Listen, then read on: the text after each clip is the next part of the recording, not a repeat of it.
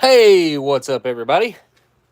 Welcome to another Saturday night smoke show. Let's get the smoke crew in here, the smoked crew in here, whatever you want to call it. Oh, wow, this is oh very different. Okay, YouTube is completely different than the last time I used it, and I'm a little confused. Not gonna lie. Uh, my camera.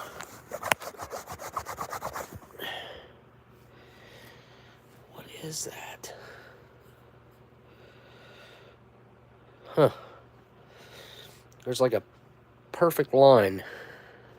It's running right across there. Uh, I had some difficulties getting the live stream started. It somehow defaulted me, or like my default settings were to do a like a guest live stream. I can't even remember what it's called right now. And I couldn't see that. I didn't know what was going on. I kept trying to start the live stream and it said waiting. And I'm like, waiting on what? So I had to go back out and retype everything. All right. I don't know if I can turn the. Hang on. Okay, I can turn the camera around, but the settings are. I need a haircut in a bad way.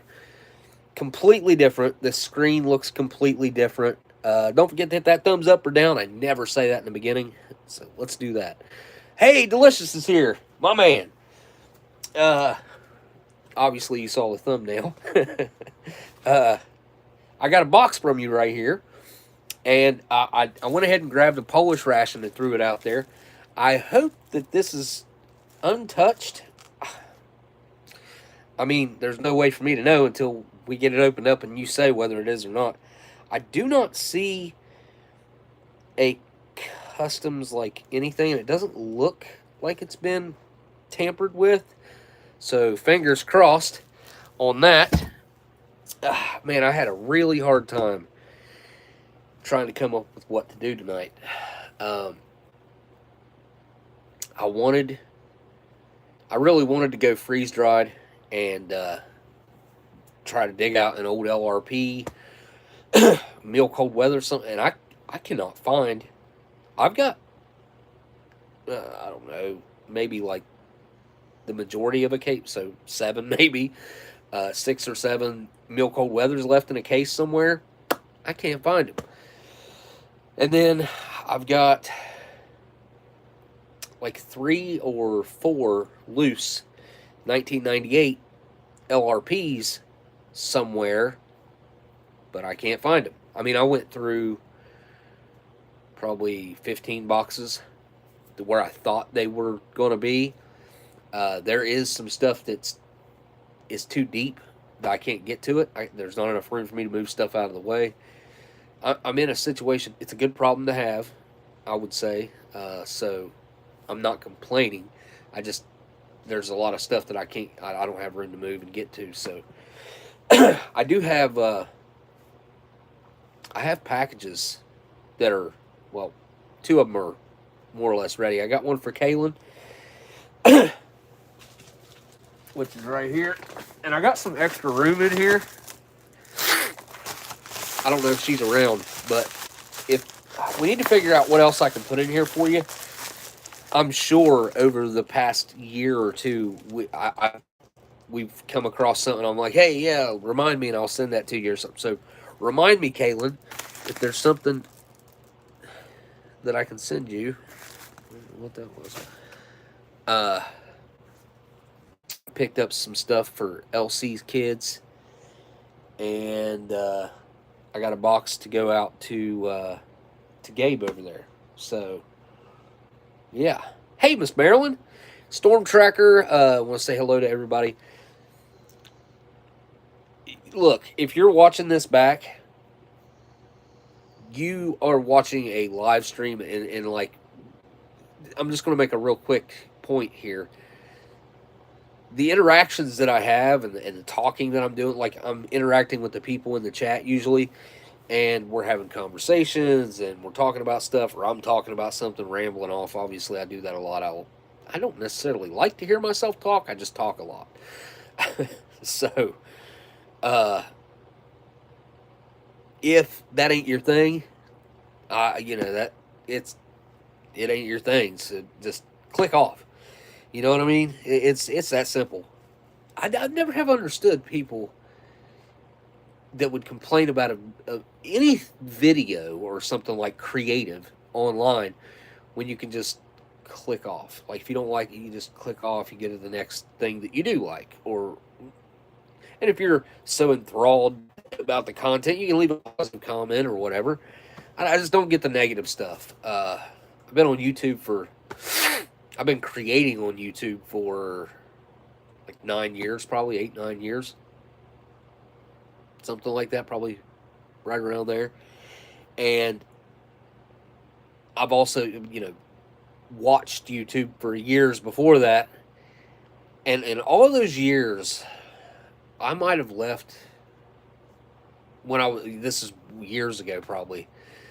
I might have left maybe one or two negative comments back then before I kind of really understood how YouTube worked and like really understood the process. See, I think that's a lot of the thing. Like if you've never done YouTube, which nowadays like things are a lot good than back whenever I started doing it, and especially any time before that.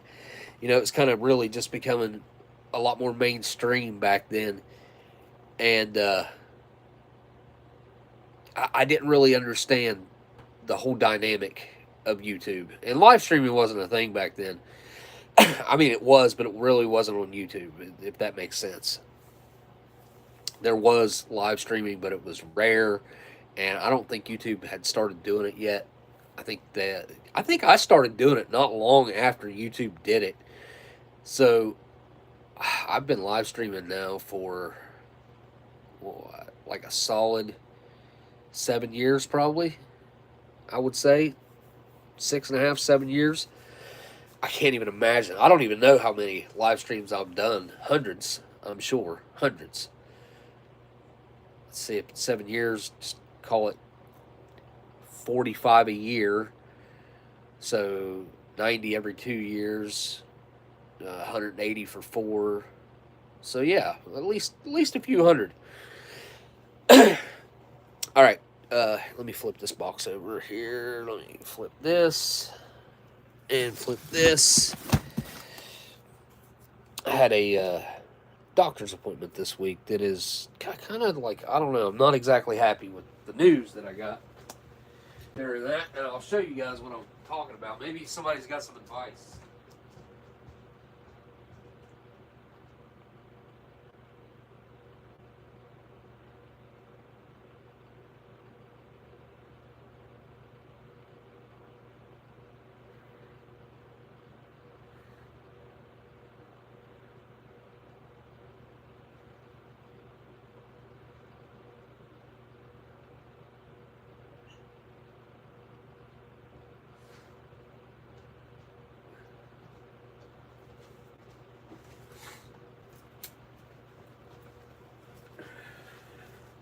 Okay. So, while there will be like more people in here since it's early, I've got this little spot right here on my arm, right there. And honestly, I had no clue what it was.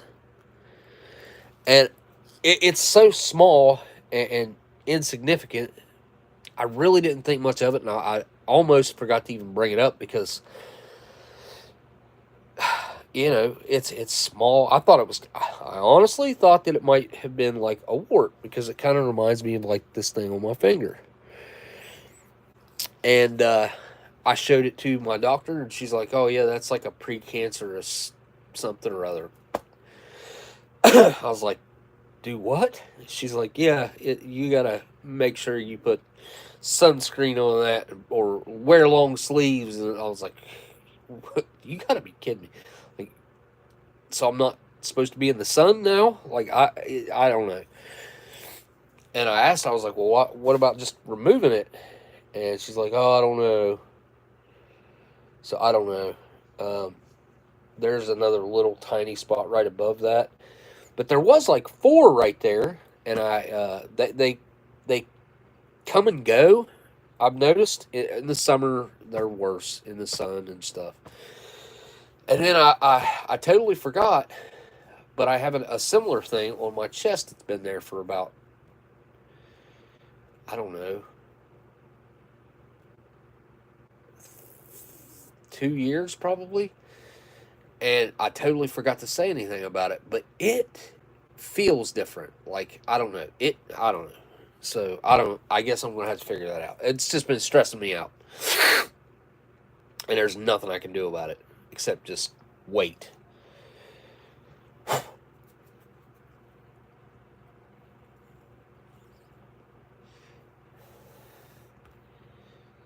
Hey, Miss Marilyn, did I say hello? Hey, John. Daniel. I'm going to say Daniel because, like, I really wish we could figure out how to fix your account. I still feel like it's correlated to something that happened on this like a live stream the live stream when, I don't know, something chaotic or hectic happened. And yeah, it's so weird.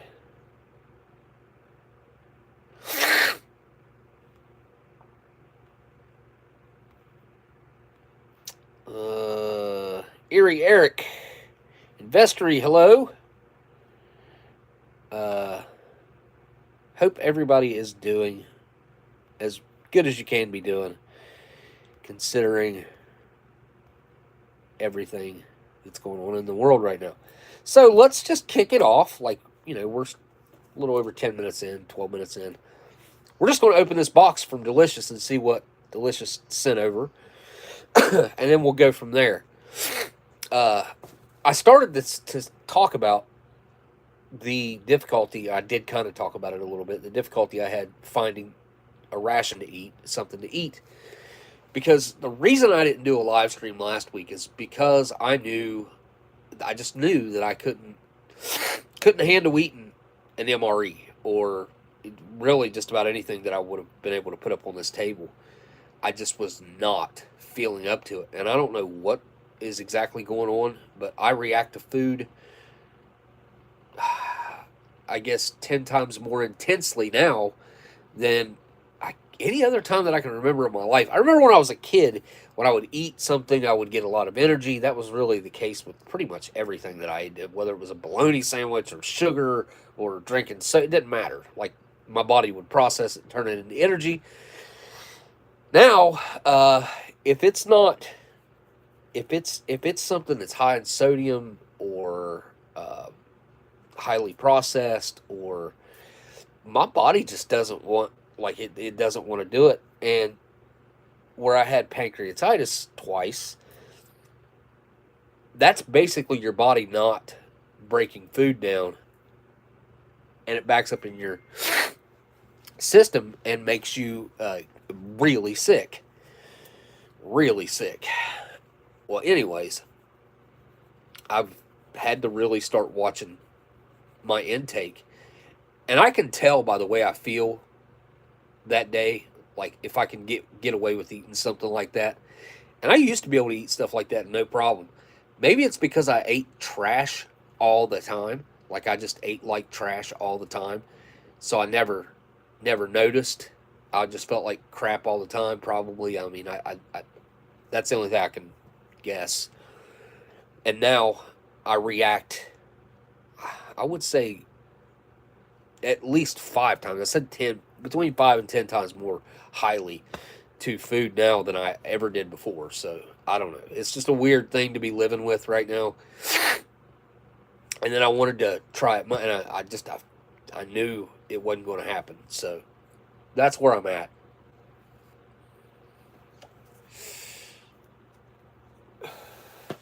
I feel like it is getting better, though.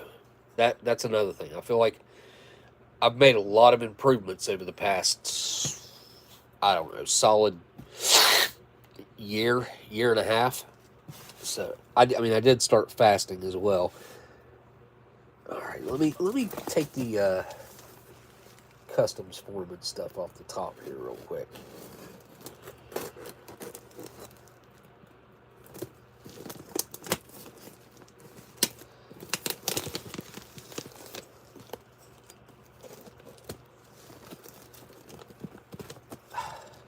There we go. Oop.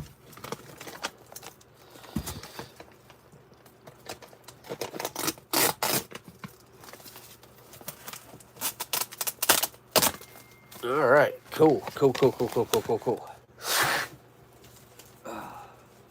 I don't know what it is about right here where my like filming spot is, but every time I do this, my nasal passage clogs off. I know you guys noticed it. That's why I'm bringing it up. I don't understand. Something is not agreeing with me here. But huge thanks to Delicious for sending this. Like, I had no idea he was sending anything, so this is totally a surprise. And it usually is. Like, he's extremely generous. I've got to figure out how to send him something over to Poland.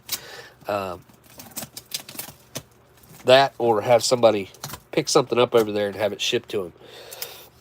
That's, either way, would work. A lot of the folks I used to know over towards that area, they fell off, or, you know, they just aren't really somebody I would do something like that with. You know, usually I don't cut the black plastic like this. Usually I cut a flap so I can fold it back over. I don't know what I was thinking. Let me get the razor knife out here.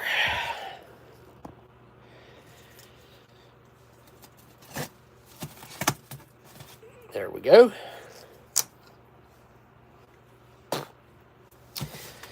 All right. Very well packed, as usual. Well, we'll just dig in here and see what we got. Easily enough, we got us a note. Hello, my friend. This time it's literally a hard surprise. The company which produces the famous Panzer waffles has issued 2 new types. What? With fruit and beef. I am shook. Holy cow, that's awesome. So you will have a collection of 4 types now. As usual, search the contents of the package thoroughly. Oh, man. And his American name would be Peter. I struggle to pronounce. I don't know. I really don't know how to pronounce it in his language. I always say Pjort. I know that's not correct. Well, I don't know that, but I'm pretty sure it's probably not. Because I am not fluent in any other language other than English, and I struggle with that sometimes. So, all right, these look like the classics. This got to be the classics, right? I see the caraway seeds. I'm gonna have to break out the translator. Ooh, those look different. So these are SU1s. These are SU2s. But he's in the chat, so he can just tell me instead of me translating it, actually. Has a little E sound as possible.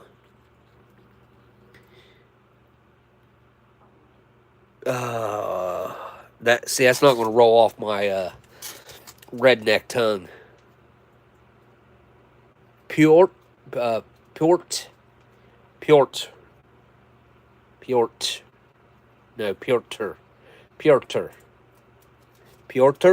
Is that it? Pjorter?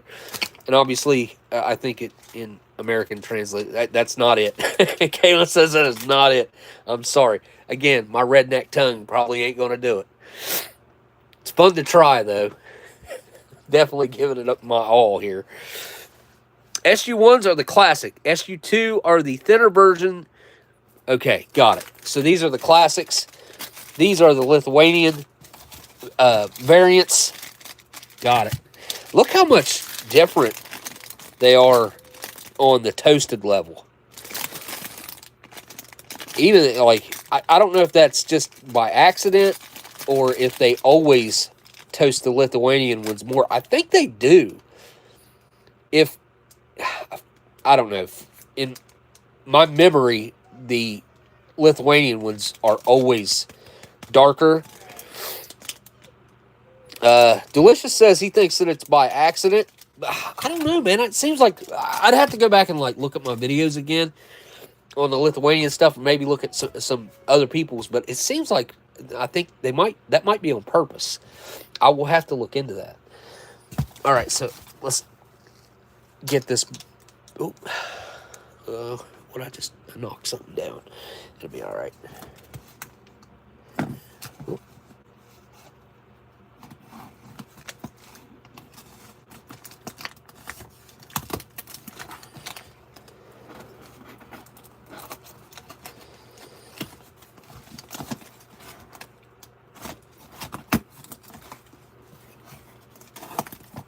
All right.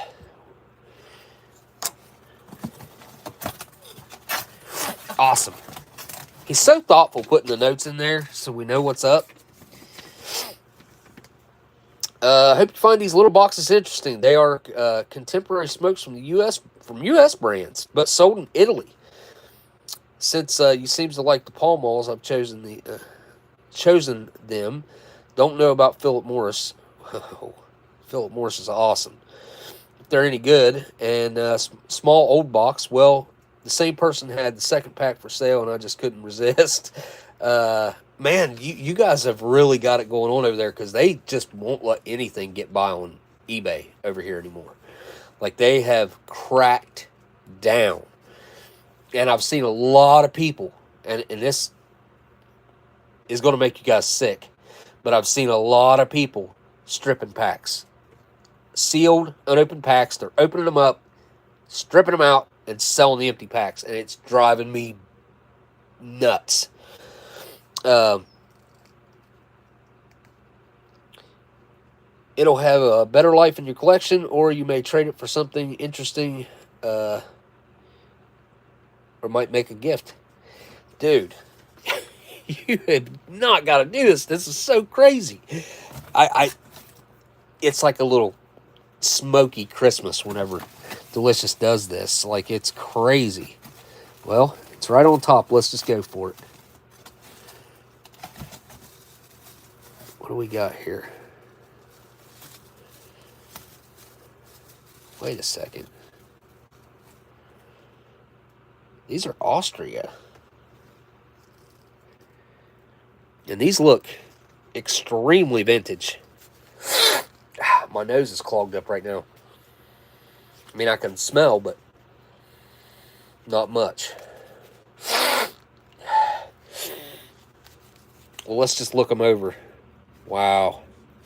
Still sealed up nicely. These have got to be like 40s, early 50s.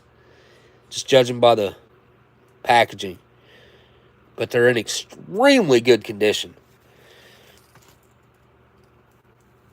These are the same as the last time? Oh, yeah.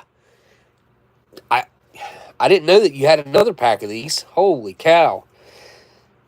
Dude. These are extremely limited and special. I remember the note that you gave me with those as well. These gotta be super rare. Super rare. I'd like to translate. Well, maybe you can tell me what that says right there.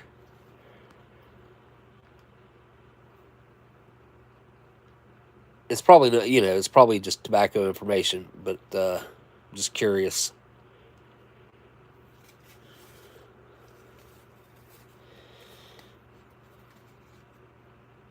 Yeah, I was just also curious if that was ready to pop open. All right, I'm going to set those right here.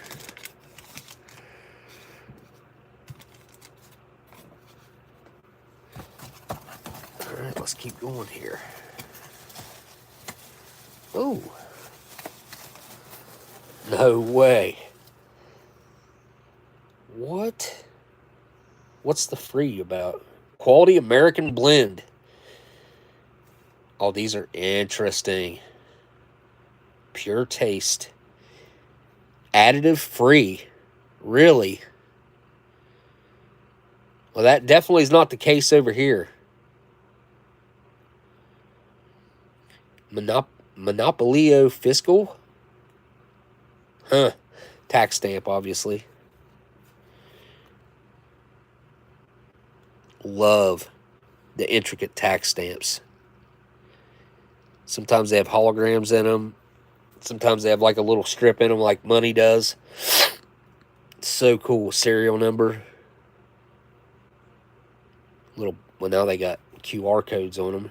What's that say? Roma. OCCY. Man, that's cool. Oh, look at that. Rich flavor in a stylish pocket format. So this is smaller. Considerably smaller, actually. Let's line them up. That's the difference. Thickness-wise as well, we're looking at... Huh. Well, we don't have anything like that over here either. There is no, like, smaller packs to fit your pocket better, which is what it seems like they're going for with this. Plus that, like, shiny finish on that pack. I have not seen anything like that over here either, which the Pall, like, these look nothing like the Pall Malls that are available over here. You know, outside of obviously the big warning labels on them, but like you take that away, our packages look nothing at all like this. These are really cool, really interesting. Oh, and some Philip Morris. I don't think I've seen Philip Morris over here. I don't think this is something that I can get in America, which I can't get these either, obviously. I don't know if these are both full flavor or what, but Philip Morris is a classic American brand. Been around, well, it's one of the older brands. Back whenever they still used to make the original Philip Morris, like here. I'm sure you guys are familiar with the old packs, but like that one right there.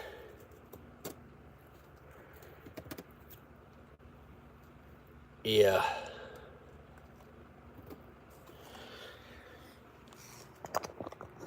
Oh, I missed a super chat. Holy. Let me check this and make sure I didn't miss anything else. All right.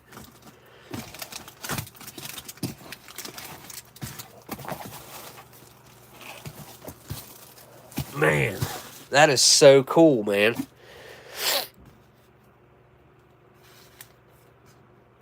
Get them on camera the way they're supposed to be.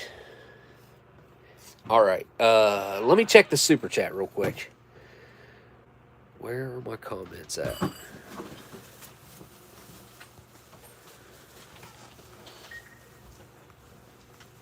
For some reason, my chat's not going across my screen. Hey, Smoking everyone, long time no see. Finally made it in. Hey, man, how you doing, History Savior? It has been a long time. We keep trying to get on a phone call together. I don't know why that doesn't. We gotta try to get that done. Is a variant of the name Peter? Yeah, Sparrow. That's what I just kind of go by the American name that he told me his American name was. But man, thanks for the super chat, History Savior.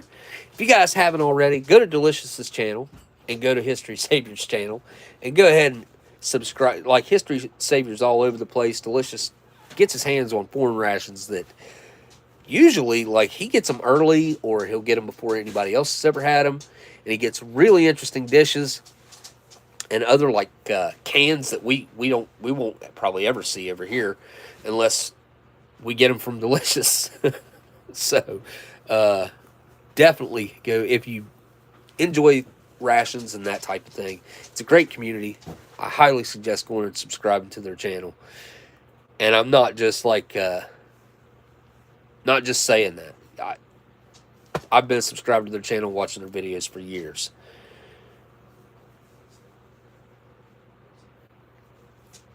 Fireman Boo, we may have to meet up and have a smoke out.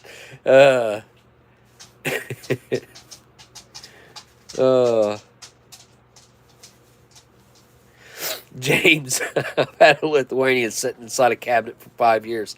I have Lithuanians that I've had sitting around for like, I know I got a couple that are at least 8 or 9 that I've had for 8 or 9 years.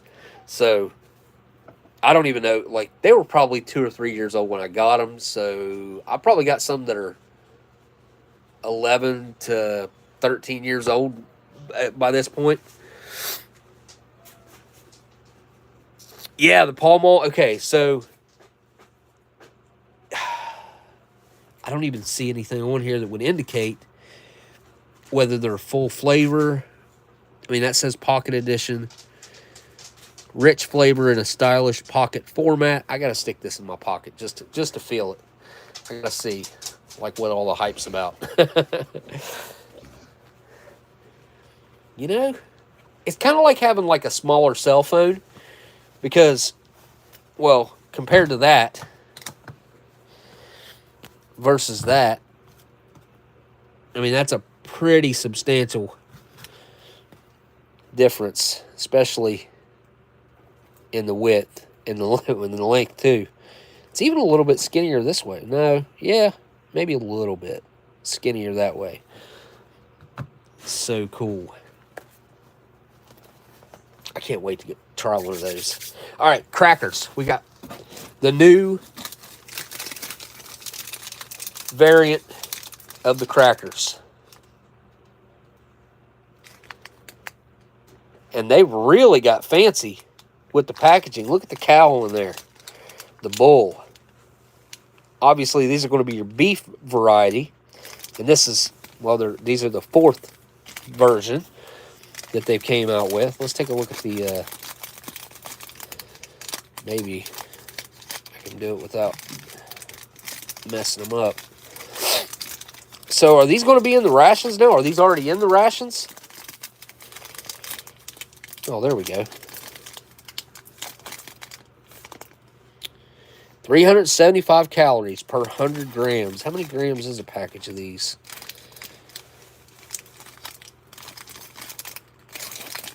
Does it say? I mean, I'm sure it does somewhere.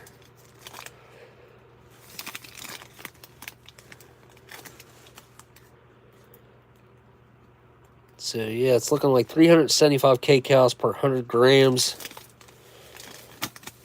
I mean, okay, so this is 45, so I'd say these, well, that's 90. But this is 3, so you're going to, half of 45 is 22.5, so add that, that'd be 67, so 67.5 grams. So you're looking at like, what, maybe like around 280 calories in here probably. Whoop, on the beef variety.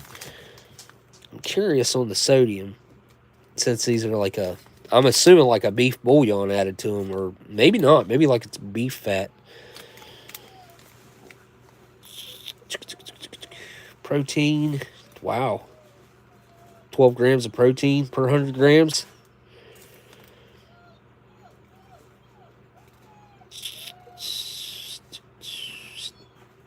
Oh, there's salt.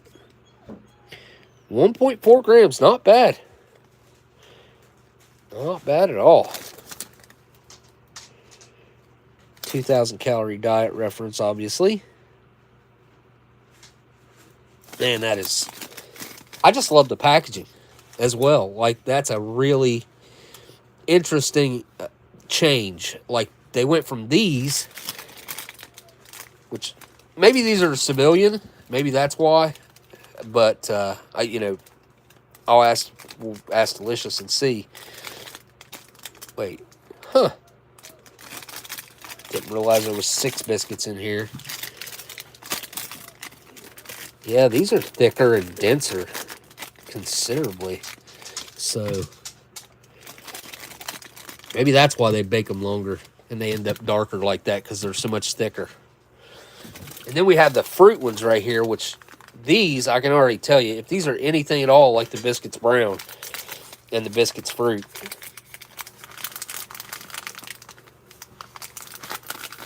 I wonder what kind of fruit.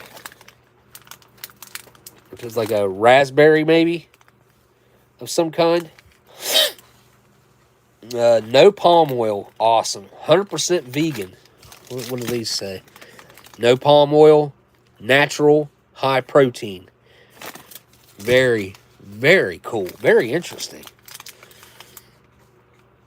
These guys have been around since 1765.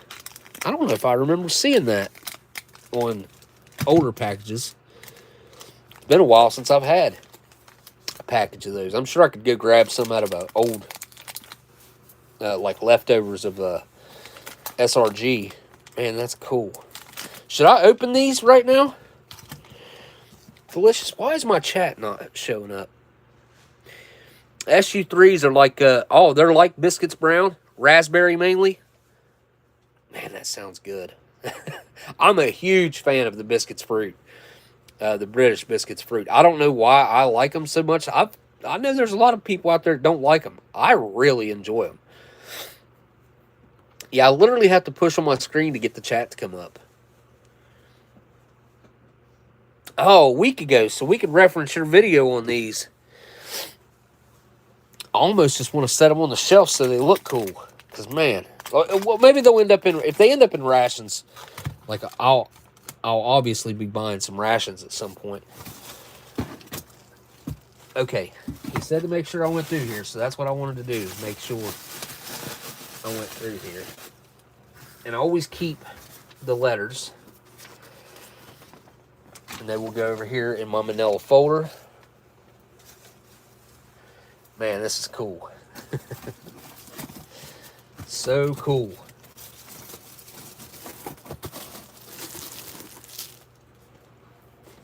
All right. Huge thanks, man, to Delicious. And it looks like I missed a super chat. Let me go back here. Way back. Maybe I got it. I don't know. Oh, no, here he is. Hey, it's Dan from Australia. Hey everyone, good to see everyone, especially Smokey, who brings us together. I saw History Saviors sent a super chat, and I'm just a follower. Oh, I can like it. Oh, that's new. Here, let me heart it too. Oh, cool. Let me go back and do that for History Saviors if it'll let me go back that far. Ha! I had no idea. Can I do that to any other thing? That is cool. Okay, well, that's a nice addition. I do not really... Sorry that the tripod's all shaky. Let me take a really quick picture of the difference in the screen here. Turn that off.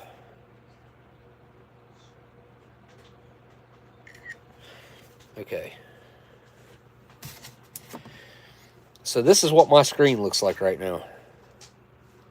No chat. This used to be like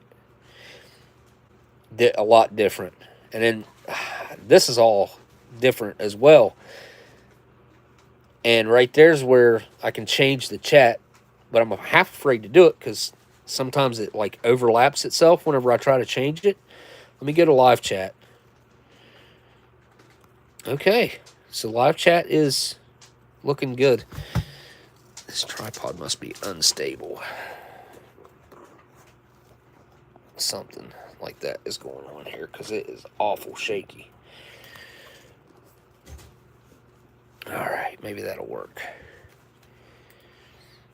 History Saver says, yeah, YouTube has went weird on live streams. I had a heck of a time earlier tonight because somehow it was set as default, or that's what I would classify it as being done, but it was set up as a default setting for me to co-host a live stream, or I don't know, I can't remember what the technical term that they use for it. Anyways, it was set up for me to live stream with someone else. I got to try one of these. I got to try one of the pocket versions right now. These are lighter. Like, I can just tell. I don't know. Is there going to be 20 in here? How many's in here? Yep, there's 20 in there. They must be smaller. They must be like the Canadian smokes. Here. Oh, cancel. Flip the camera. Let's open this pack. Capri Slim size. Oh, like, yeah, like the Virginia Slims back in the day. Well, like, where are they?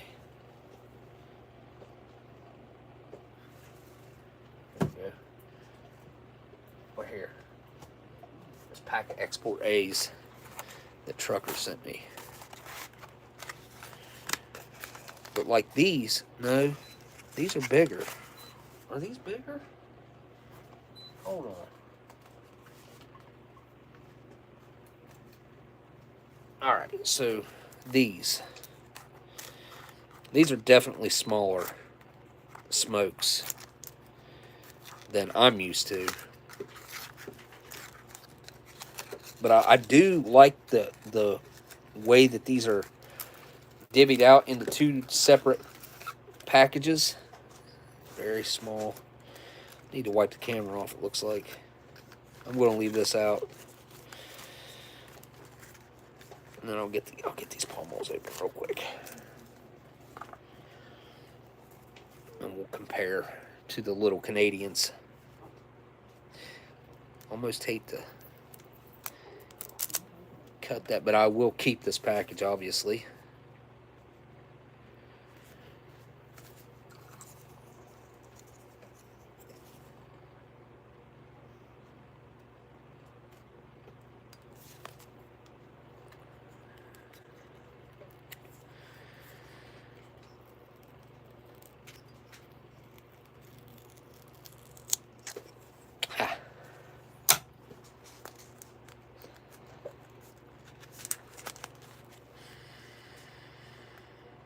Huh.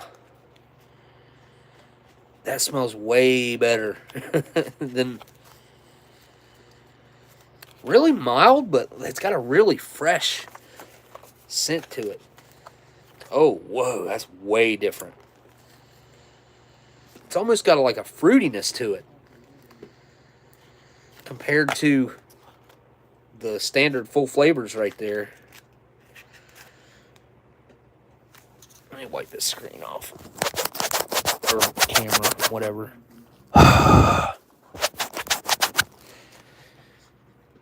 It's like everything looks fuzzy, and there's like a white line on my screen that goes all the way across there. I don't know if it's there for you guys too. We also have the World Tastes Better with Pocket Edition little pamphlet. Oh, look at all the different color packages. They've even got a pink one. Green, purple, blue, black, pink, orange, and white. So I'm going to assume that the green is menthol. Purple's probably like a medium menthol. Blue's like a light menthol. Blacks are going to be like your Marlboro Blacks, probably. Like the weird kind of strong, maybe even cheaper. And then it starts with pink and goes to orange and then to white. And usually white means light. It's just kind of like I think it's a universal understood color. Underneath here, it says, what's your next color? Huh. So interesting. Or are they all the same and they just come in different colors? Like it's just random. The colors are different.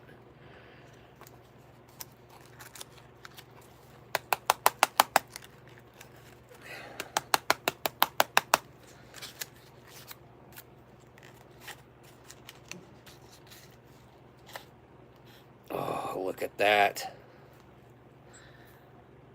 Look at the fancy filter. I believe that is the Pall Mall logo on the filter. It is the lion. That is crazy.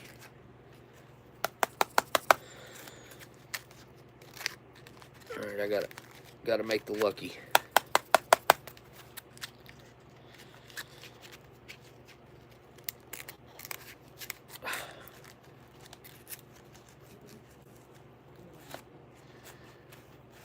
There we go. Flip it over. Stick it back in there.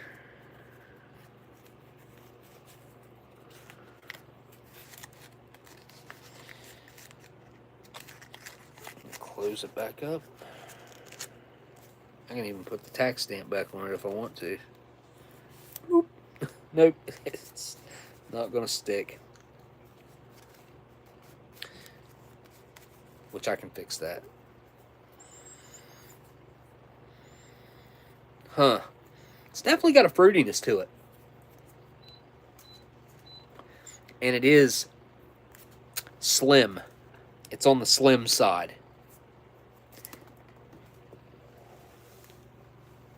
Like a Virginia Slim. There's... I got Butterfingers. There's the difference between the little Canadian and the Pall Mall. And you can look at the thickness difference. Now let's get out of... Real quick. We've got to compare it to a regular. Or what I usually... Look at the difference. That's a pretty big difference. Look at the difference in the filter size. Wow. Thickness too.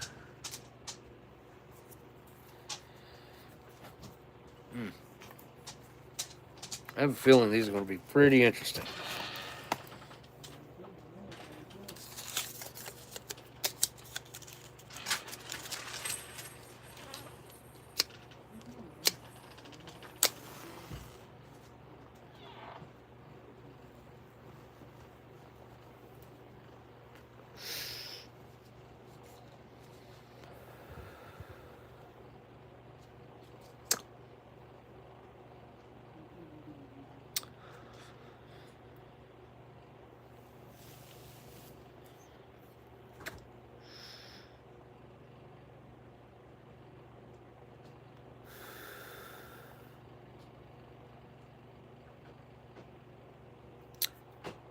That's probably one of the freshest tasting cigarettes I've ever had.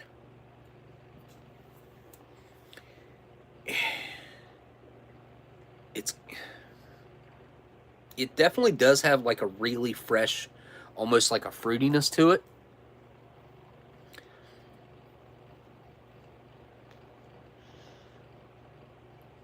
I love the fact that there's no additives. It says right on there, no additives. Wait, that's the other pack, isn't it? Or no?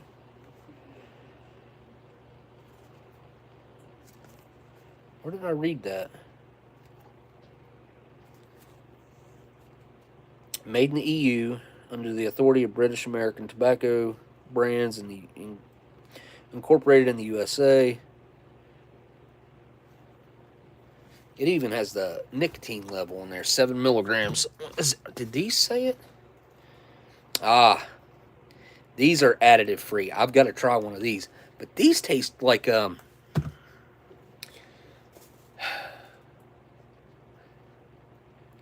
I would put these above American Spirits. American Spirits are extremely expensive here in America. And they're a lot cleaner, if you want to say that about a cigarette. They really kind of go for the no additives and the just less toxic, I guess, is their marketing. And they're so expensive. They're so expensive. Like, even if I could afford to smoke them, I probably wouldn't, just because the last time I looked, I think they were $13 a pack, and where like Pall Malls at that same time were like 5 something, like probably like maybe like $5. It's been a long time since I bought a pack of American Spirits. It's probably been 3 or 4 years. It's really, really smooth too. Not like it's not like a light, like you're wanting more. It's more. It does have a nice solid hit to it, but it's really smooth. The size of it feels a little weird, but other than that, I'm impressed. I really am. I am solidly impressed with these. They're way better than probably I could have figured in my mind. As soon as I smelled them, I knew they were going to be very different. And they are. But in a good way.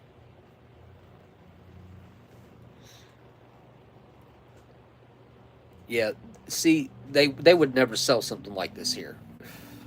I feel like everything here's like out to get you.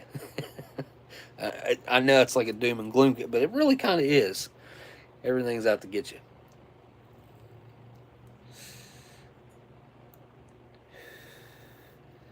All right. I'm going to save some of that for later. And did I say thanks to Dan for the super chat? I think I did. Thanks, Dan, for the super chat if I didn't say thank you before.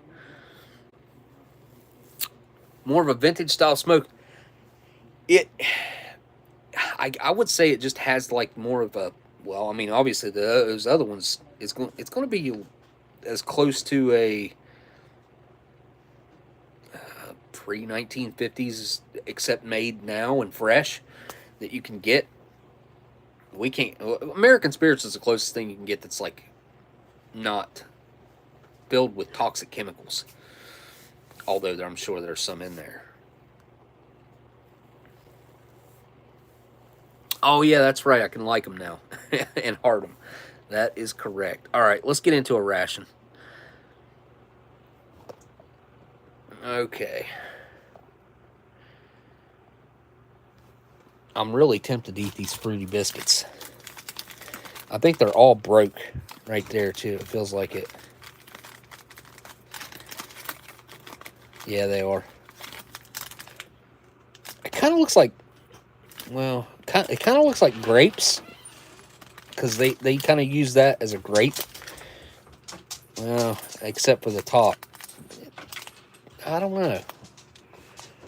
I don't know. I feel like a raspberry wouldn't have the leaves on top like that. But that's probably, I mean, it's some sort of berry, I'm sure. And then the beef. I'll bet you these are, I don't know, I just kind of, I envision them being like beef bouillon incorporated into the batter or the mix, the dough, to make these. It is raspberry, for sure. Aha. Delicious knows that it is definitely raspberry. It probably says on here somewhere. I'll have to translate it. So 5/15/24 is the Best Buy or Eat By date. And this is commercial packaging. Just like, at least they kind of gave it a little bit more. It's not all transparent like these. I feel like this transparent packaging hurts these ones if you have them very long. If you ever watch anybody's reviews who's doing like a 3 or 4 year old Lithuanian or something like that, that'll usually be their complaint, is the biscuits have went stale. Me personally, I don't see a huge difference between them being stale and not stale. They're like, I don't know, man. These things are, you could do some work with these if you needed to. Like these could handle, you know, wedging a wheel. Like you could stop a vehicle with those. You needed to chalk your wheel. You could probably manage that with those. I mean, there's something else. No, I don't know if that would work. It depends on how steep the incline was. But seriously, no, they're really hard for a biscuit. I've had hardtack, like legitimate Civil War type hardtack that was on the fresh side. I guess you would consider it fresh. And it was harder than this. That's the only, like, cracker style something that I've ever had that was any harder than what these are. These are the hardest biscuits I know that are included in rations that I know of. I can't think of anything that's even close. All right. Man, these are cool. And these are awesome. I so want to try one of these. I'm sure they're non-filters. And I can smell really good now. So I'm not picking anything up. Need to throw them in a humidor. That's what I need to do. All right. Biscuits. Do I need to try these biscuits? I don't know why I've been wanting a First Strike ration. What is that? Like a nut mix or something?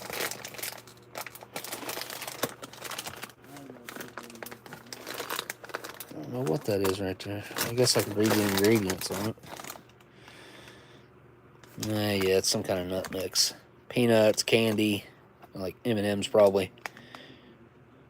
Yeah, hazelnuts, almonds, walnuts. Okay, so yeah, it's a nut mix. Obviously, there's a list on this thing. All right.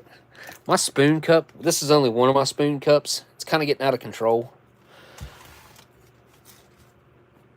It's one of the old McDonald's cups. And then I've got the MRE Info Meetup Huggy in there. This one is one of the newer ones, I believe, from the last meetup. But this, oh, got my Melmac cup in there too. This thing's always wanting to fall over since I knocked it over. It never had that problem until I knocked it over once.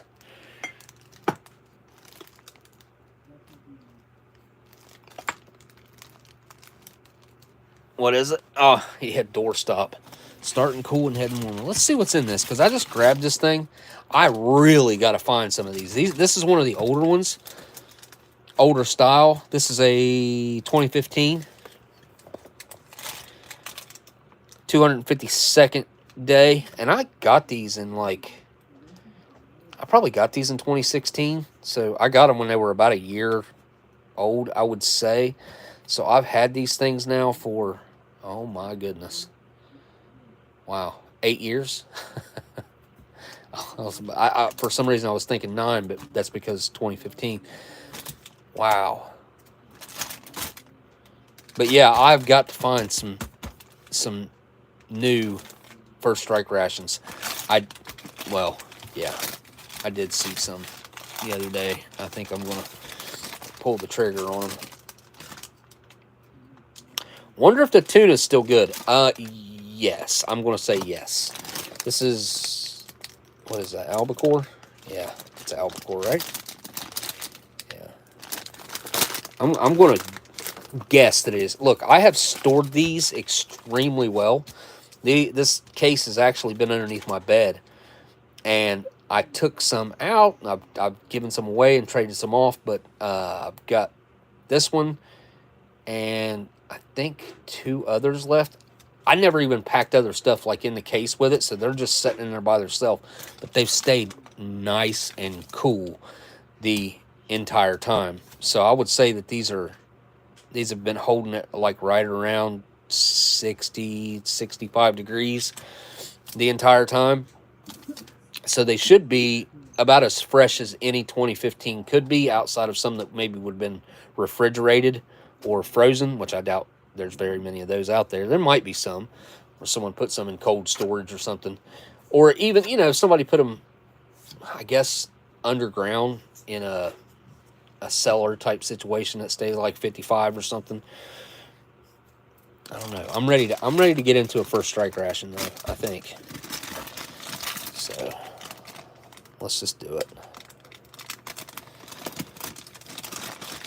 It has been a long time, and I do mean a long time. I don't remember the last time I had a first strike ration.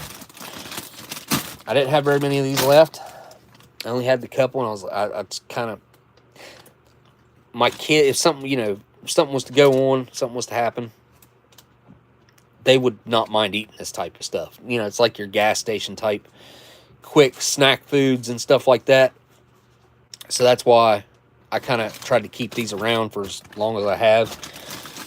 Let's go through the contents of this bad boy. I'm sure you guys can see the list, but yeah, man, that feels dry. A little bit of moisture kind of feels like it's right there, but the rest of it feels pretty dry, which I'm not complaining about.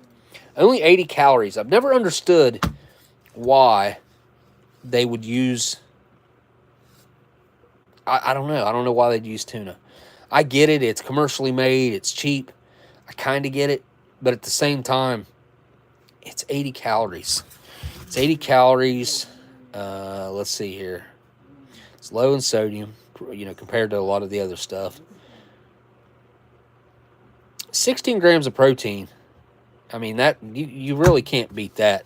You can get a whole MRE main and 8-ounce main, and this is only 2.6 ounces, and it'll have less protein in it. So you get a nice protein spike from something like that, from your tuna.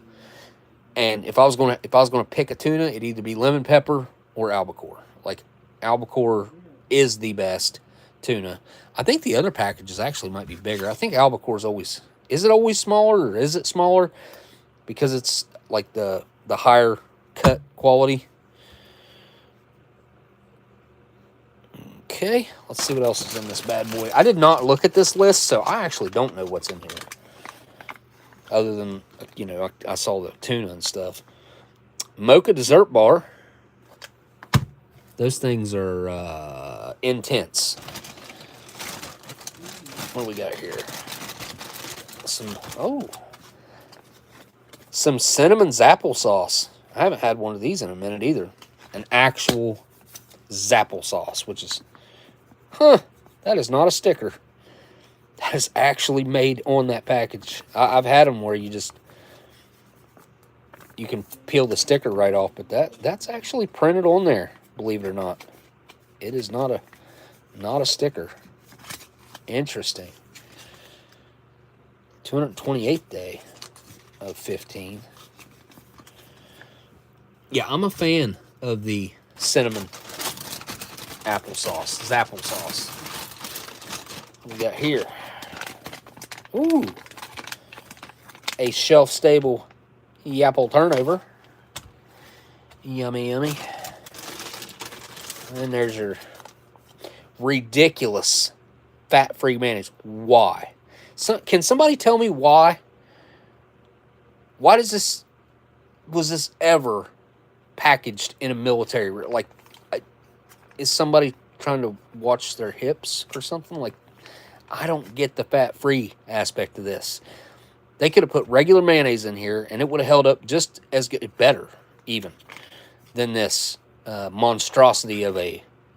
It's just, I don't know. I do not like fat-free mayonnaise. It has zero redeeming qualities in my personal opinion. Now, that is just my personal opinion, but I just don't understand the why do the fat-free mayonnaise? I'll never understand that. What is this? Oh, this is our nut and raisin mix. I thought this, like the way this was shaped, I thought it was like one of those cakes. Kind of like a pound cake, but like one of the ones out of like the UN rations. It's kind of the way the packaging looked. 167th day on the turnover. And I don't see, yeah, there it is. 222. 222nd day.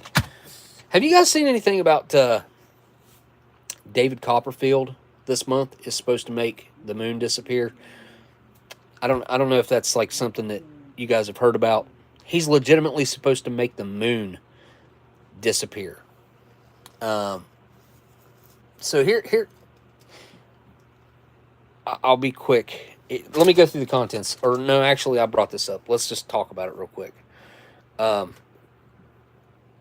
So I had not heard about this until, I can't remember when it was. I heard about it.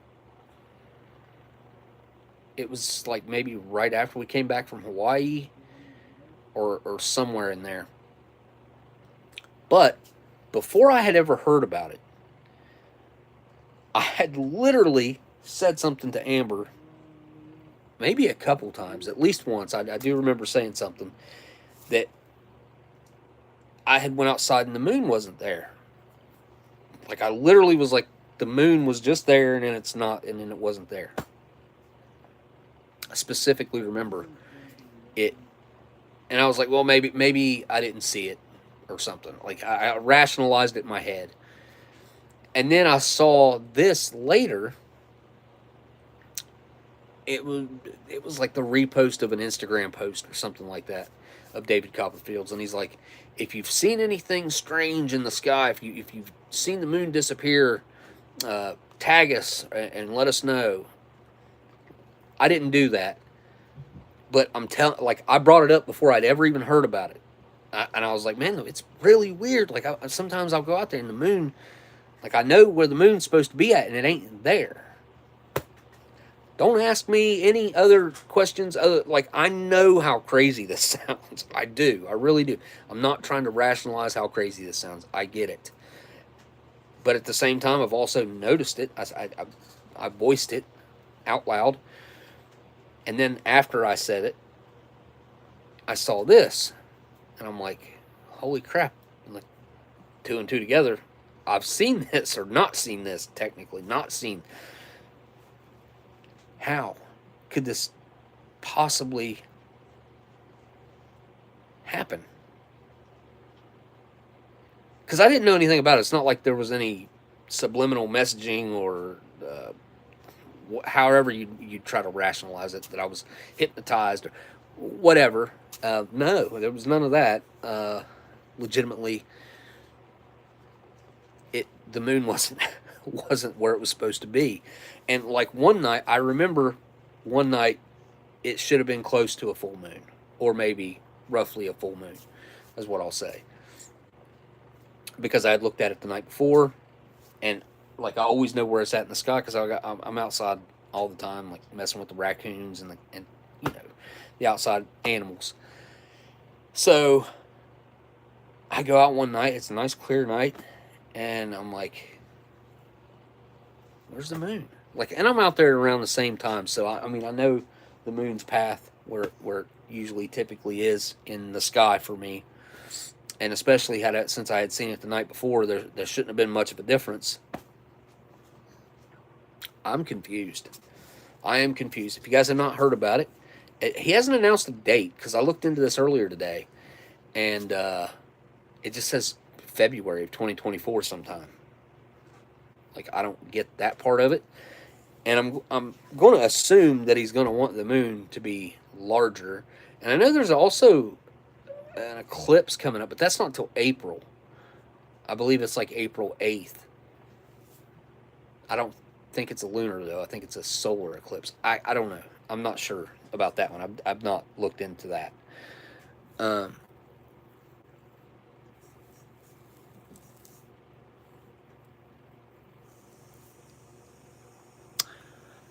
Oh, wow.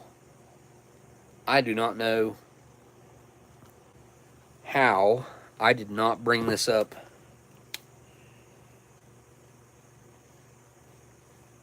earlier. So I'm going to say that this is something that some of you guys probably already know.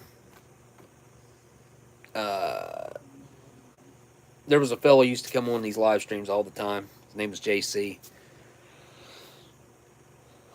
What day was it?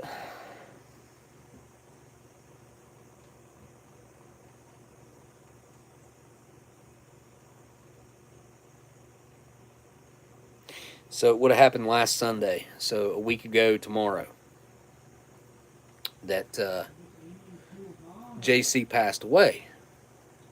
I didn't know that he was sick. I didn't know anything. I hadn't heard anything about it until it had already happened.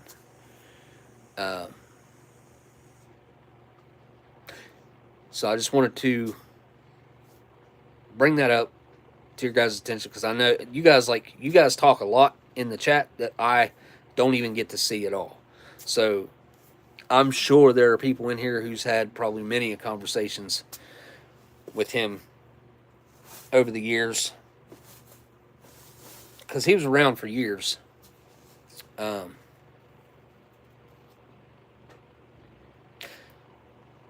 I just wanted to bring that up, and I think by the time I had found out about it, like it would have been too, like, they didn't need flowers or anything like that. They have a GoFundMe set up. I don't know if I have a link to it or not.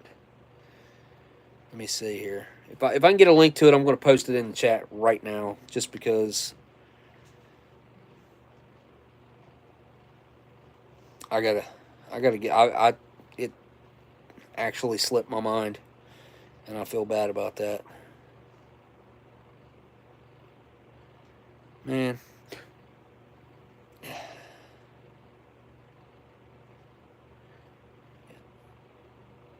Alright. How do I copy a link?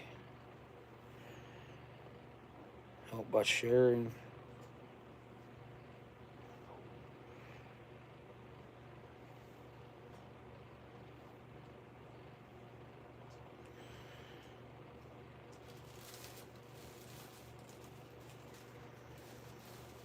There we go. It says that I just copied the link. Let's see if it works.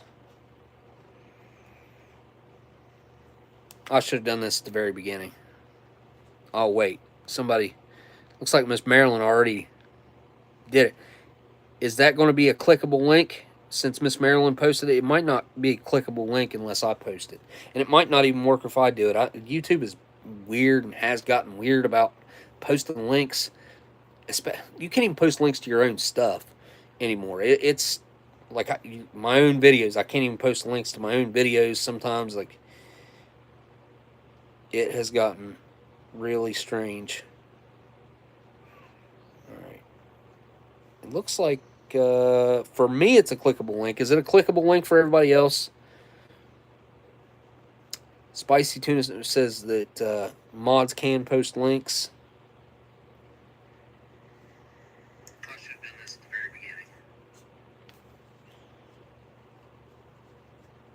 Okay. All right, we both got one up there, and I will repost it later. But yeah. If we can help out JC's family. It just sucks, man. Yeah, look into that moon thing. Like, also, that's going to be interesting to see what happens with that. And I'll try to come back to the JC thing here in a little bit. I wish I would have done it at the very beginning. All right. Oh, I'm pushing the wrong buttons because nothing's where it used to be. It used to be the flip around button was at the bottom left, I think, because that's where I'm going. I keep pushing it, and it's wrong. All right. Let's see what else is in this first strike ration. That feels like cheese-filled crackers. I was hoping pretzels. They felt like pretzels. Right there. Oop. A little chocolate-flavored First Strike nutritious energy bar. This is a 2015. This is from the era that these things taste like alcohol. They taste like booze. I don't know why, but they do. And they have, or like, just that era. I think it was like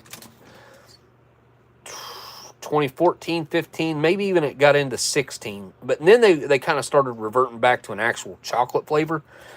But this era right here, it tastes like alcohol. Like whiskey, kind of like a bourbon. What do we have here? A lemon lime beverage base powder. I'll set that over there.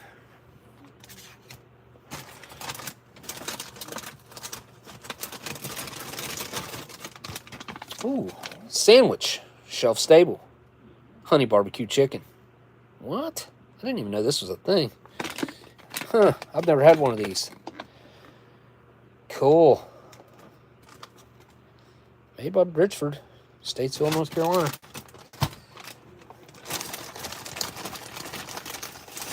What else we got here? Some Italian breadsticks? I didn't... 2015 must have been... Was that the first year for these? Must have been. I don't think they were out in 2014, so 15 might have been the first year. What is this? This is weird looking packaging. Beef snack combo pack. Teriyaki flavored and sweet barbecue flavored. Chunked and formed. Yum. They got the exact same, well, not exact. The only thing I'm seeing different so far is the sodium level, but it's minute. 5 and 4 on the carbs. Yeah, they're pretty much the same. Wait. These are like the thick bars. I thought these were like beef sticks, but no. These are more like the ones that come in CR1Ms. Cool. Huh. Some weird looking packaging too. Oh. We got some of the Meg military energy gum. This stuff right here, I mean, I can't say enough good things about it. Like, it legitimately works. And it works better than, like, I've taken stackers, like, to try to keep me awake while driving and stuff. This stuff right here, it worked better whenever I needed it.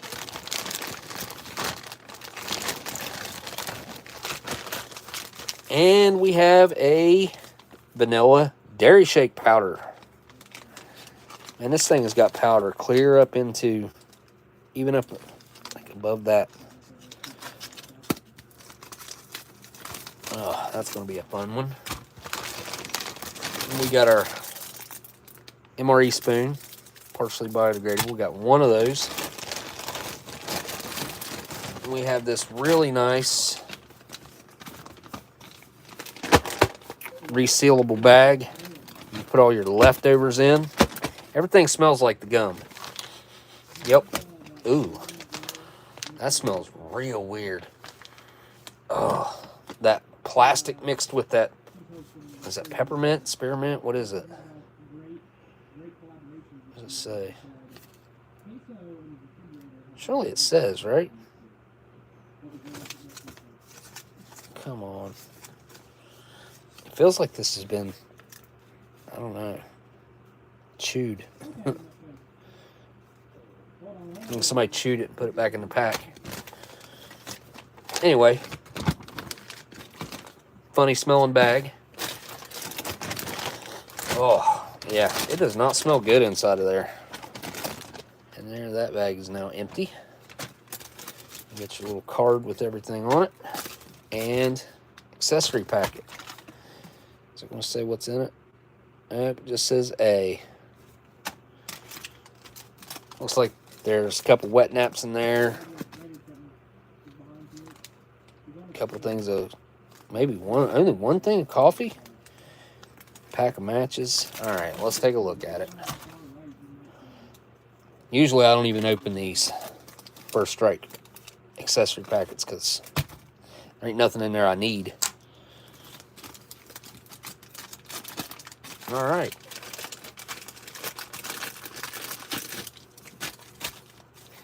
Start off with the classic D.D. Bean and Sons matches.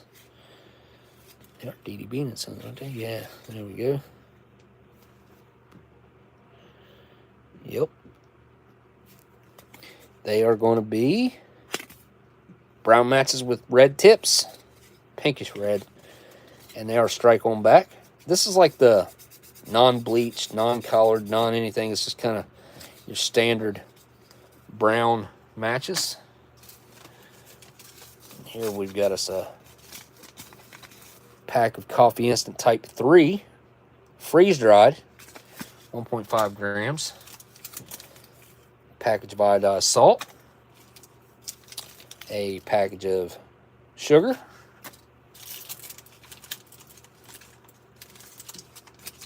Three moist toilets.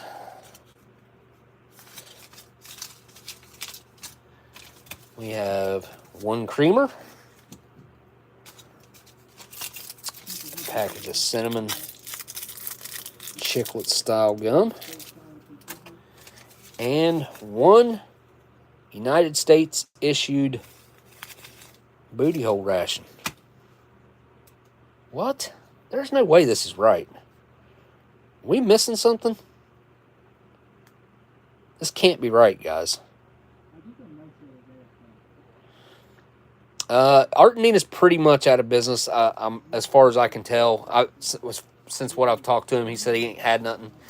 He's been looking for stuff, but he ain't come across nothing that made sense to buy. There was no way for him to make any money by packing it all, shipping it all. He was going to break even or lose money. So, from what I could tell, he didn't say that to me. I just assumed from the conversation we had. But yeah, foreignmre.com really ain't a thing no more. Minotaur, not around anymore. Weirdly enough, I was watching some Fallout videos the other day. I think she's called Fallout Girl or Fallout something. Fallout Wife, maybe? I don't know. But anyway, she was opening up a bunch of really awesome. She's got a great Fallout collection, and I mean massive, extensive. She's worked directly with Bethesda, or Bethesda's worked directly with her, or however you want to say it. I swear, I think we should have 3 toilet papers. Seems like I don't think this accessory packet's right. Do you guys think this accessory packet's right? Anyway, I was watching them videos, and they were opening up some Fallout stuff, and I was like, huh, Bob made some cool Fallout stuff like that. And I watched through again, and they were actually opening the food up, and I was like, hang on a second. And I zoomed into the video, and sure enough, it was Minotaur stuff. I was like, oh, cool.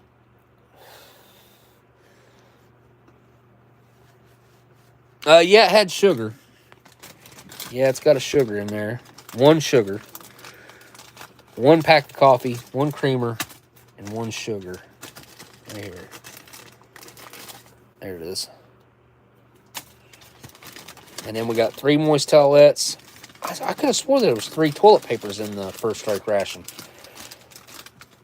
Accessory packet, though.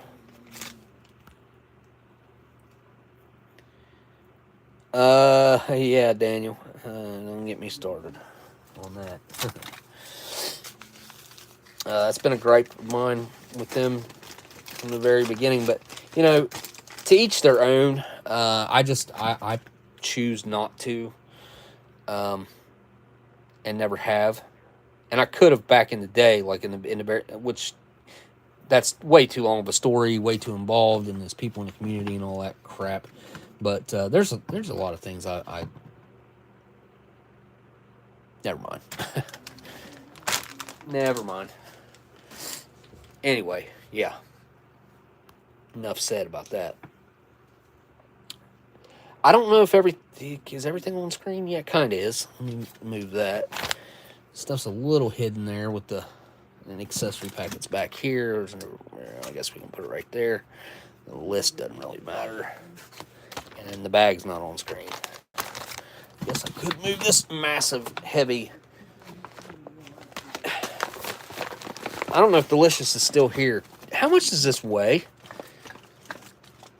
I don't think it's quite 5 pounds. It might be close though. It's heavy. Which obviously there's cans in here, but like this thing's heavy. Compared to a First Strike ration, this thing's like the weight of probably 3 First Strike rations. Oh. Yeah, Kaylin, I got to figure out what else to put in this package for you, because I don't want to ship it with like all that extra space in there.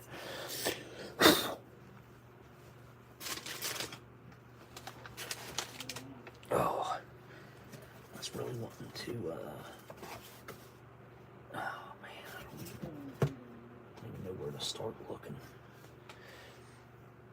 I wanted to drink a vintage beer or something. But I don't, it'd take me too long to find one. All right, I got to pick out a meal, figure out a meal. Honey barbecued chicken. I got it.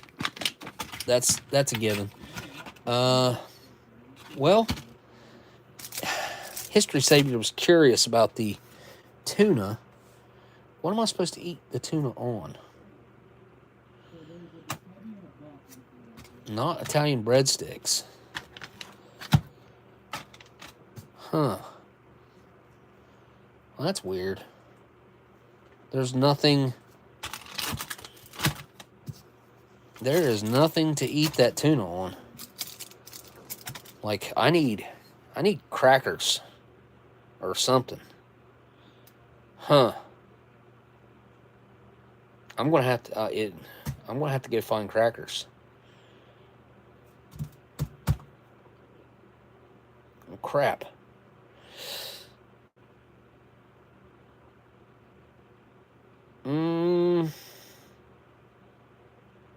You know what? I've already gotten pretty long in the tooth on this one. What I'm going to do is do a small meal tonight, and then we'll do a big meal next week. Let's see. What would be good? I'm going to do the honey barbecued sandwich, chicken sandwich. I will do the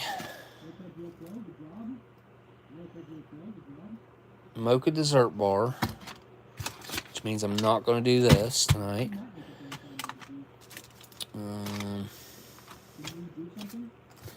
What could this go well with? I don't really have anything to go well with that either. This is a weird ration. There's like there's stuff that doesn't really. I mean, I guess you can just eat this on your own, which is what that's fair enough. But the tuna, it needs something. Like, you need something to go with the tuna. Mayonnaise ain't it. Especially fat-free mayonnaise. That ain't it. That ain't. Is that a joke?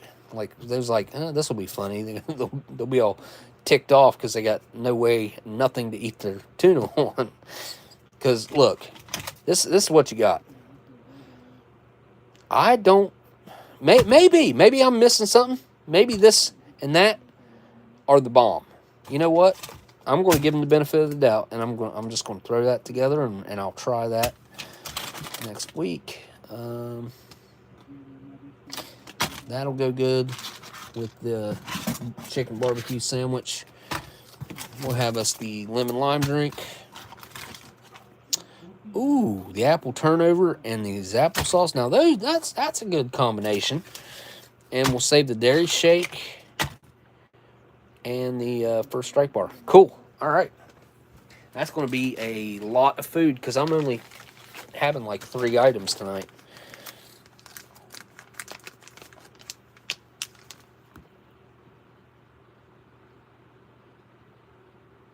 Oh, yeah, hey.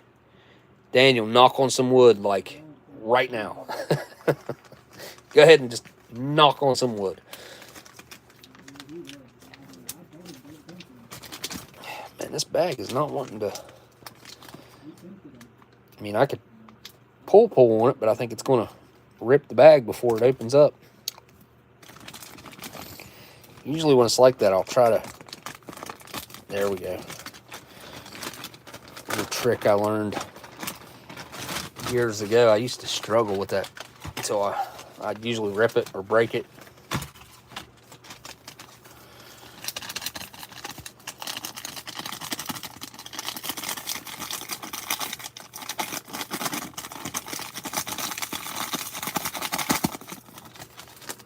There's a lot of powder in there. I guess full of powder all the way up to there. You can see. Lots of powder. We could make a little bit of icing. Put on the apple turnover. Put some applesauce on there. The nut and raisin mix, man, like I could take it or leave it. I'm not a fan of the nut and raisin mix.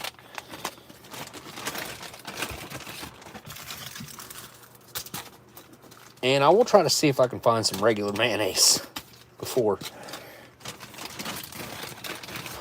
next week rolls around, because I just am not a fan of the fat-free mayo.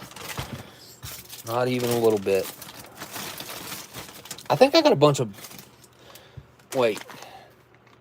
You know, Kaylin, I might have a Norwegian that you can eat. A Norwegian ration. I don't know if you've ever had one of those, or if you've had a bunch of them, or... I was just thinking something else I could put in there, and I thought about that earlier whenever I seen... I forgot about even having those Norwegians, to be honest. I think me and Delicious, like, split a case or something. I think is what we ended up doing. He took 12 and I took 12. I think is how that ended up. All right, this is a simple kind of get up here.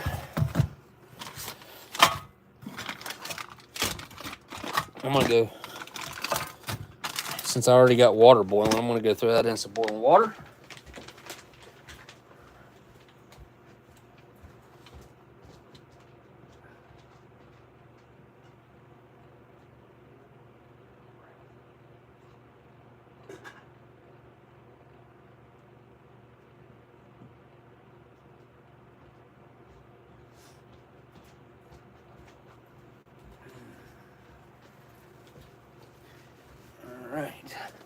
I have not seen LC in here tonight.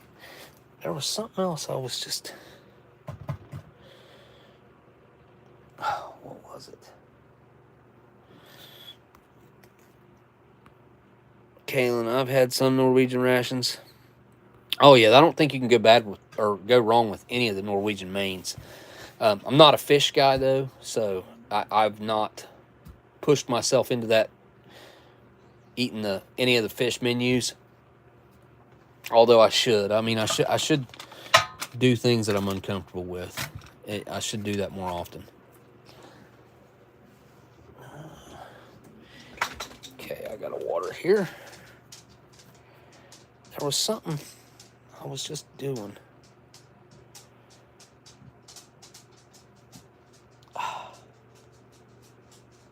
Daggone it. Maybe it wasn't important. Storm Tracker says, agree with the mayo. Well, I feel like I'm probably not alone in that, but you know, it's good to hear at least one person thinks the same thing. It just, I feel like they was playing a joke or something. Like, you want these rations to have as much calories and fat and stuff as you can. You throw in a fat-free mayo. Just tell me the logic behind that. Like, what was the reasoning behind that? Because I know regular mayo would hold up just as long as the fat-free mayo. I would, in my personal thoughts or opinion.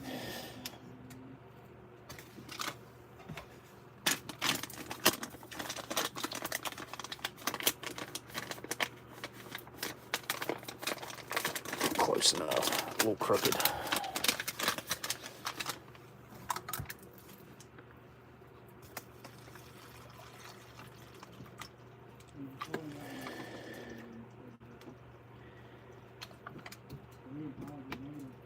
So I finally found a couple food trucks that I'm interested in going to look at. And I've been thinking about the menu, and I'm like, yeah, I want burgers and this and that. You know what, though? The more I've thought about it, like, I think I want to do my favorite foods. Foods that I like, I know that I like. I know that are good. I know that are simple. Hamburger Helper. Mashed potatoes. Mashed potatoes are easy. Simple and easy.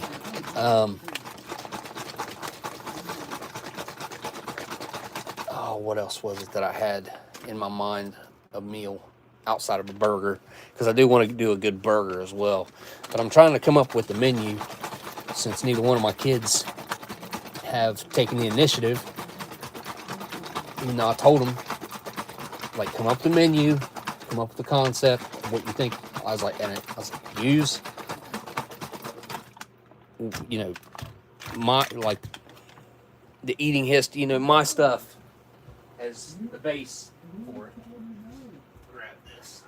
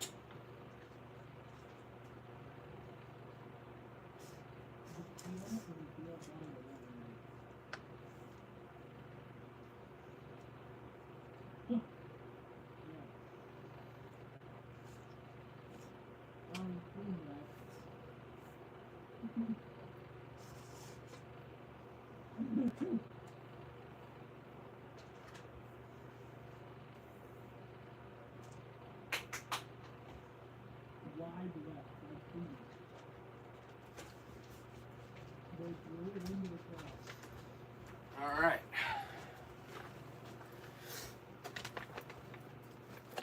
Shelf stable sandwich. Shelf stable honey barbecue chicken.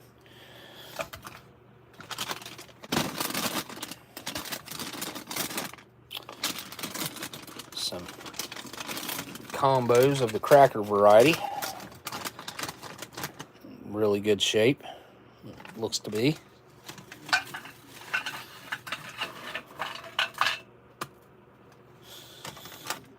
A bit of cheese stuck in there, but that's all right.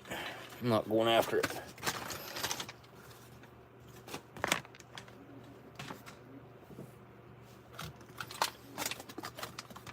Our mocha dessert bar. What the heck was it that I was... It was something that was kind of interesting. Oh, yeah, now I remember. Look at this thing.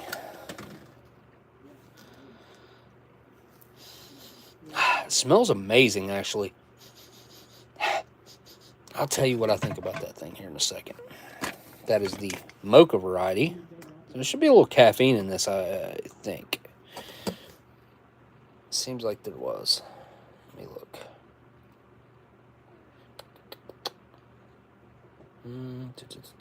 Yes.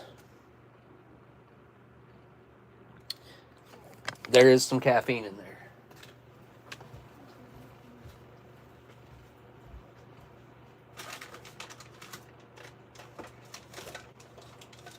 Okay. So here's what I was going to show you. Like, I picked these up out of town. Because I've never seen them here where I could get them.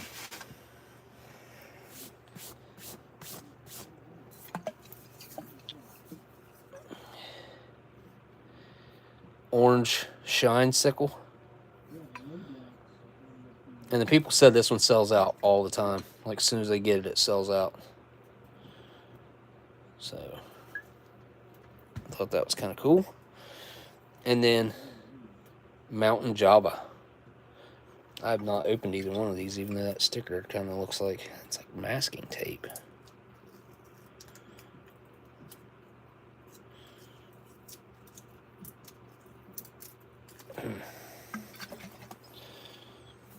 This looks really good.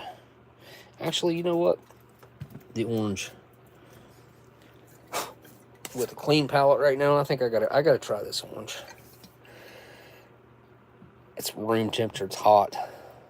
Probably be way better cold. I know the strawberry cream stuff is, holy cow, really, for a moonshine, an alcohol drink, like, it's not bad. It's got a little A little heat to it, man. I screwed that all up, didn't I?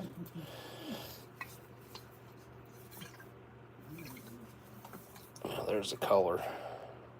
Kind of got an orangish color to it. Let me try this real quick, then we'll dig in. I don't want that lid popped. Ooh. Not what I expected it to smell like at all. I expected it to smell orange. Like oranges and cream. Anyway, just going to take a sip. Just taste it.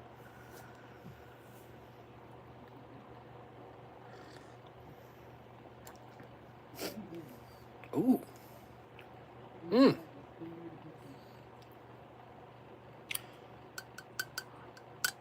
Well, that's a pleasant surprise. I was expecting that heat. I was expecting like the strawberry, I'd taste the moonshine. Not in this. This is really balanced and smooth and not moonshiny. No wonder this sells out. I mean, it's only 17.5%. So, I mean, I don't know. I don't know how much of it you'd have to drink to make a difference. You know what I mean? I already cracked this one. I may as well. See if this lid makes its noise. It did not.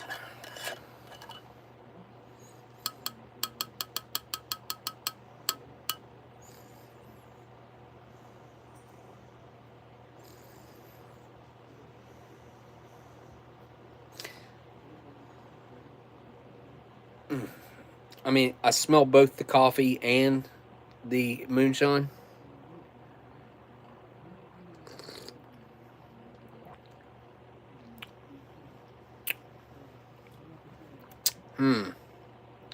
It's sweet.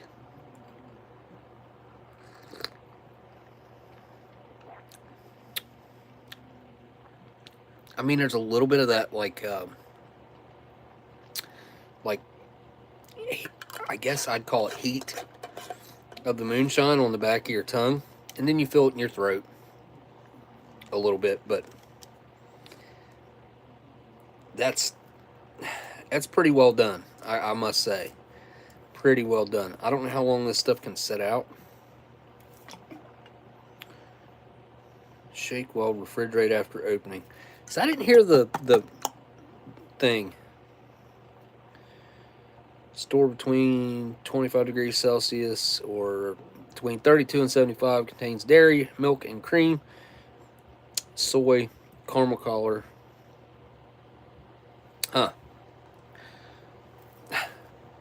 Man, I should have tried to partner up with them. Maybe I still should.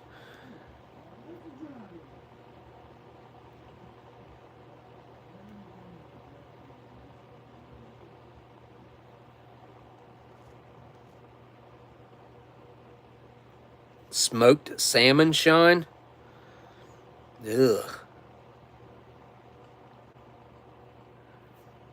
Meat pies would work as well as... Oh, yeah, meat pies would work on a food truck. I think we talked about that when I was in Hawaii. They were selling them there, remember? All right, flip the camera. Let's check this food out while this is still warm. Which, I guess I could dump this over into a cup. Actually, you know what? Instead of dirtying a cup, I'm just going to drink it out of the bag. Make sure I got all the... I did not get all the powder.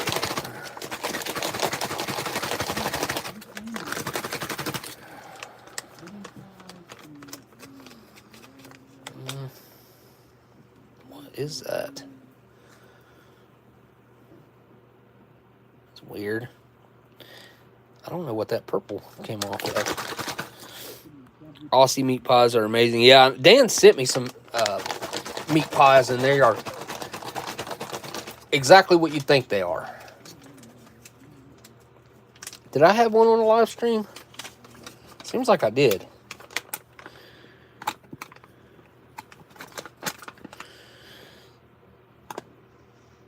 No, yeah, that's a little low on water.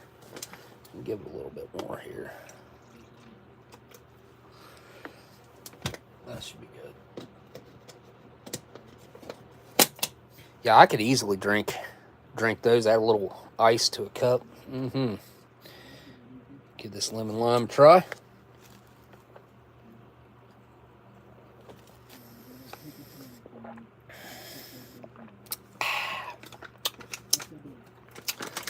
You know, it gets a bad rap, the lemon lime does, from a lot of people, but I mean, there are folks I've seen that really like it. But to me, it's like super refreshing. It's not overpowering in the sweet area or the artificial flavors. It's pretty decent for a MRE drink. Like, because a lot of them are just absurdly overdone with food colorings and sugars, and that's not bad. Let's check this sandwich out. There it is. Not much to look at, is it?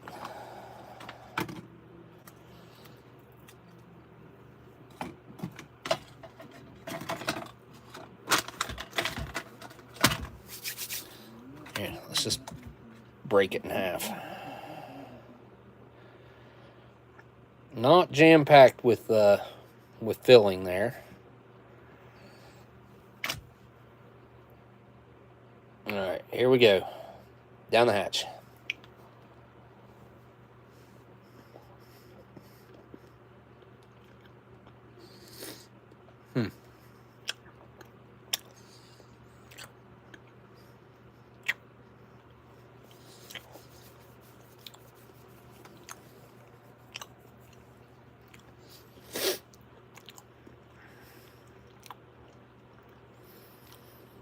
I think maybe it's got a little bit of age on it, tasting its age.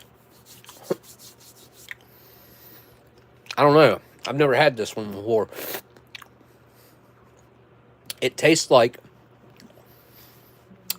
barbecued chicken jerky in a shelf-stable bun. And this shelf-stable bun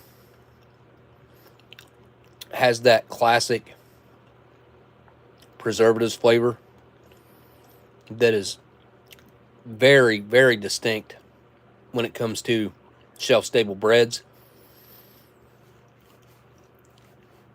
Anything that's got that preservative in it has this distinct flavor. I mean, it's kind of overpowering, but it's edible. I guess that's the price you pay for being able to keep a sandwich for 5, 10, 15, 20 years and still be able to eat it. This one, how old is this one now? 8 years old? This one's 8 years old.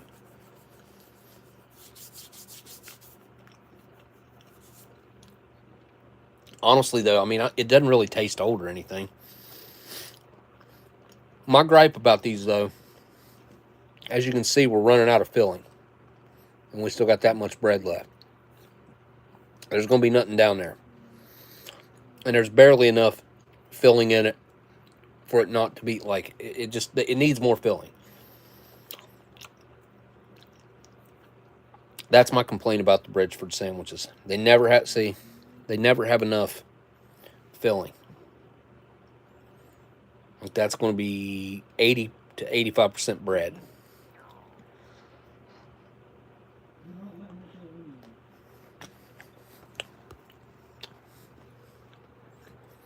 This one sells ammo. I want to visit.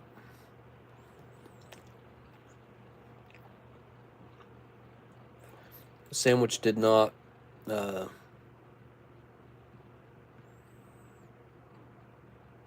wait. I'm not sure I was reading that right, Kaylin.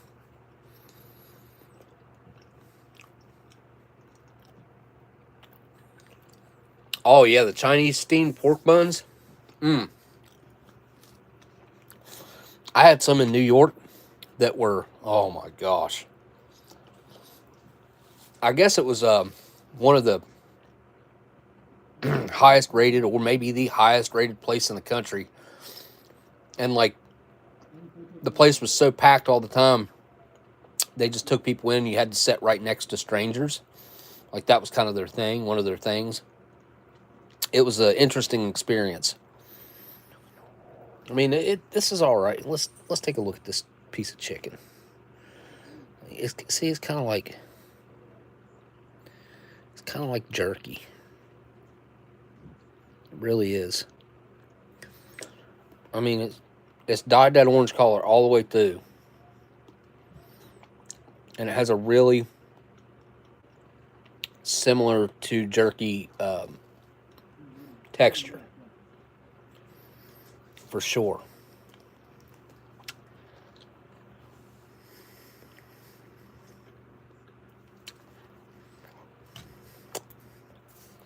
It's all right.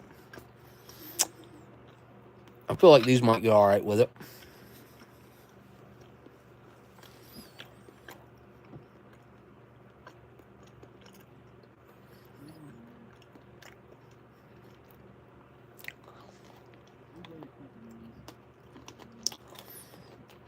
We had some that had pork in them, like soup. You like bit the top, like bit a little piece off the top, drank the soup out of it, and then you take the big bite with the meat. It was good. They were really good. It was expensive, but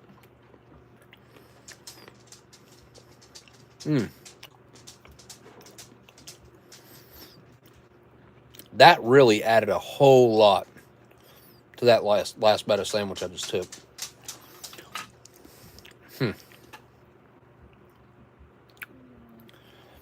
Nice cheese combos here. I'm not a big fan of the cracker ones, but they're not bad.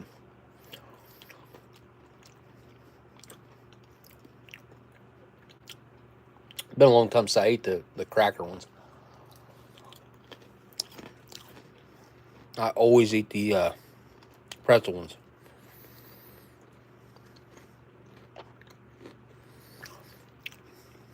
But these two mixed together, like the saltiness and the cheese, really enhances, I guess, the sweet barbecue chicken. And it tastes completely different. Really balances it out and gives it something that it was lacking. I don't know if it's the salt or the salt and the cheese, or even the cracker might be adding something to it. It's really just a sandwich. Mix them again.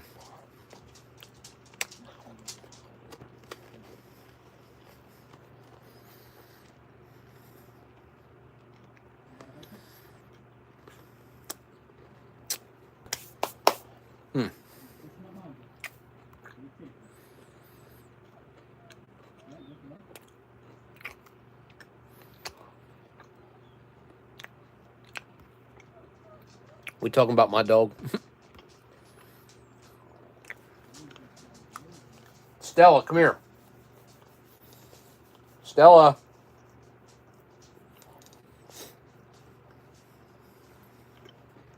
She ain't gonna listen to me. Yeah, I miss my poodle, man. I miss Sebastian. I heard him walking around here for almost, over a year.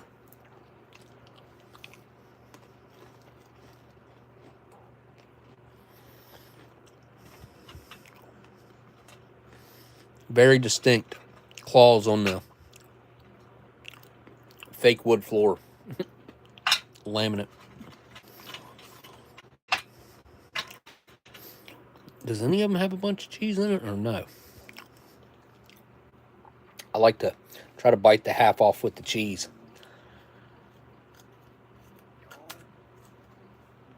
Hey, I did it. Usually, I don't get the cheese side. I'm telling you right now, this on its own is extremely underwhelming. This on its own is not bad, but mixing the two makes for a really good sandwich experience. Also kind of gives it that different texture with the crunch, but I don't really care about that. It's the flavor. The flavor that the cheese and the salt is adding to this is exactly what it needed. I mean, I'm enthusiastic about that. It's such a stark difference. It also kind of, I don't know, somehow eliminates that shelf-stable, weird flavor that comes along with these sandwiches.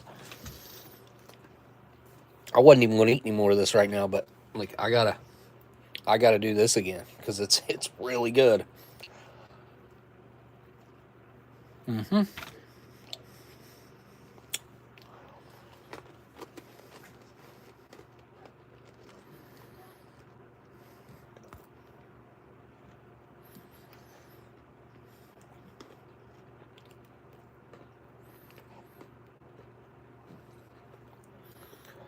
Mm.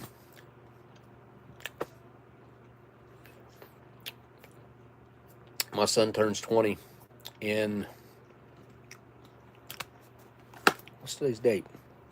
My son turns 20 in a week from today. And my older son is 23, or will be 23 in June. Yeah, he'll be 23 in June. Mm-hmm.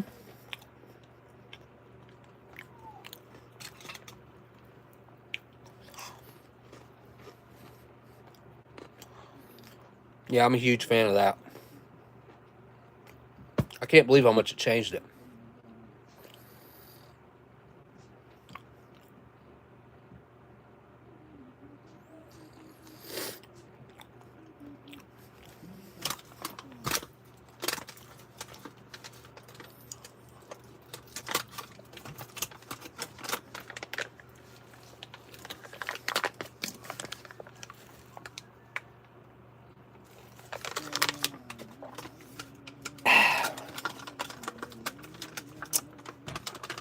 I have developed a cold sensitivity on my tooth that hurts.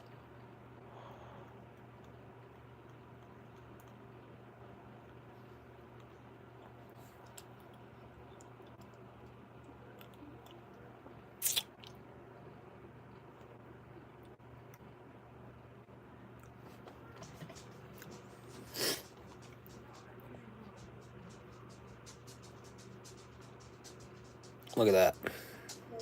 It looks like fudge, but it does smell amazing. Really, like this would make for a great candle. It's got a great smell to it. You got the little bit of that coffee smell, real rich chocolate scent.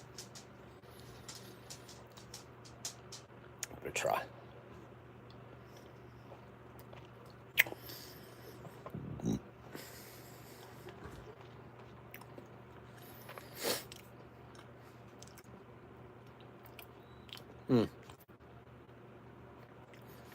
It's just so rich.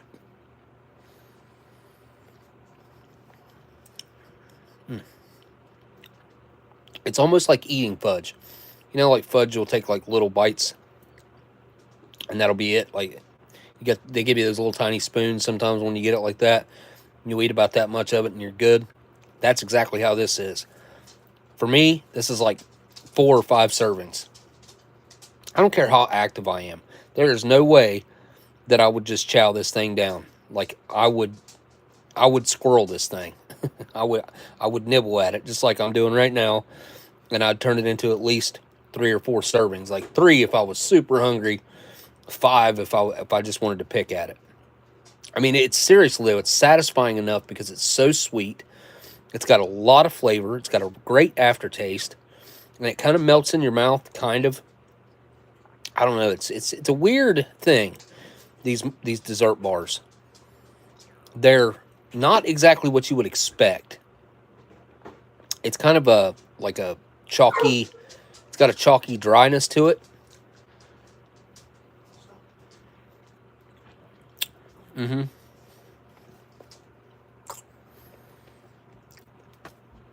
But it as far as a dessert goes. Mm-hmm. I didn't used to like them at all. Now I don't mind them so much. The peanut butter one though, it's even more rich than this, if you can imagine that.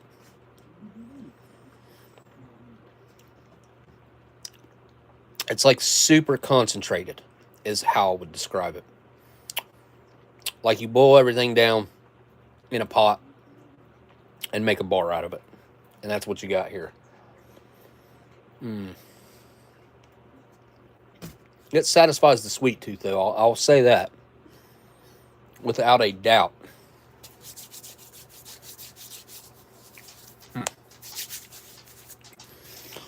All right, I am dying to try one of these. Of the all natural, pure taste, additive free. I got to try. I hate to open them, really. Honestly, if I want to try them, and at the same time, I want them to just set up on the shelf and look cool. Maybe one of these days I'll get over to Poland and well, it'd be harder for me to get back with a pack of these than it would be to ship them. You know, that's so crazy, but it is the truth.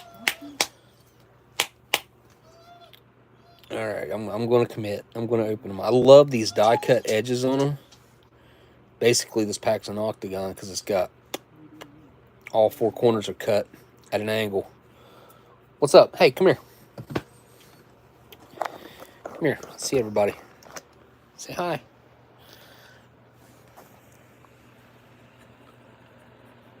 She's got a spot on her head right there.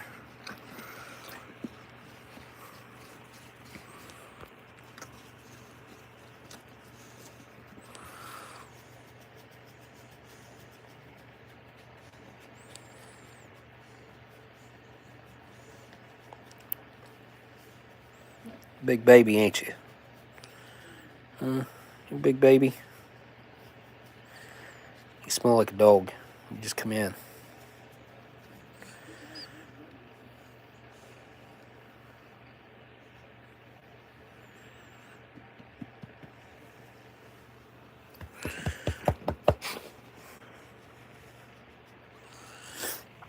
You know, I know you can't tell, but you're on TV right now. She give me that look like, yeah, and? What are you doing?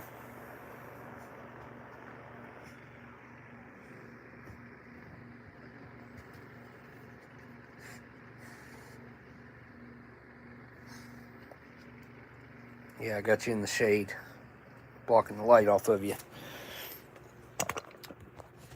Alright. Let's get that pack opened up. Overall, she's a good dog. I mean, she probably wasn't taught the greatest when she was little. She's been learning a lot there over the past couple years. There we go.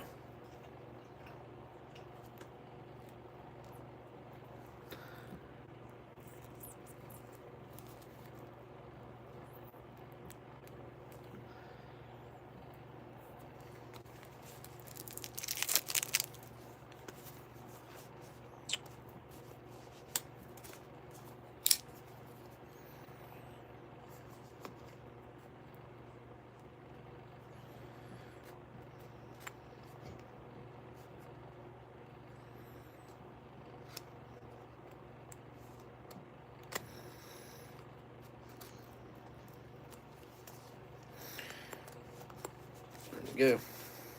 We're in. Can't smell them yet.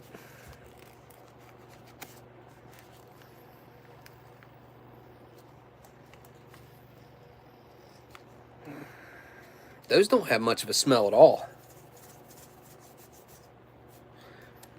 They got the little pure taste, additive free paper on there. Also got your phone number here so that you can quit if you'd like to try to quit.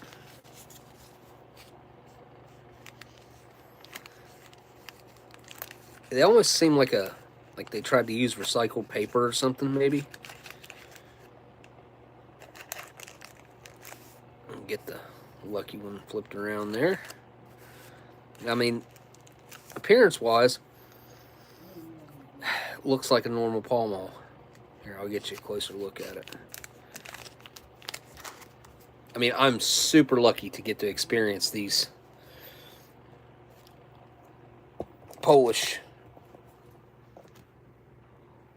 Pall Malls, because they do have brown lettering on them and a leaf. I think these are probably the most interesting variety that Delicious could have sent me. I mean, I'm super thankful to be able to get to try these. It just says free on there. Huh, that's weird. Anyway.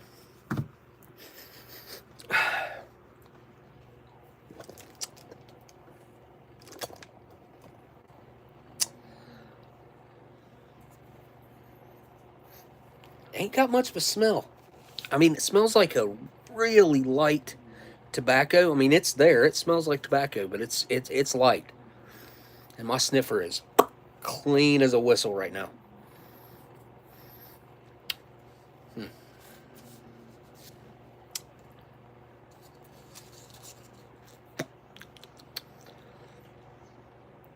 Really clean on the dry hit too. Like just a really clean, not like you don't get an overwhelming chemical or tobacco even. Like not a whole lot going on. I mean, there's a little bit of flavor there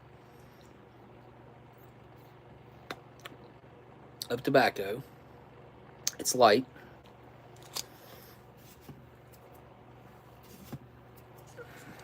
Give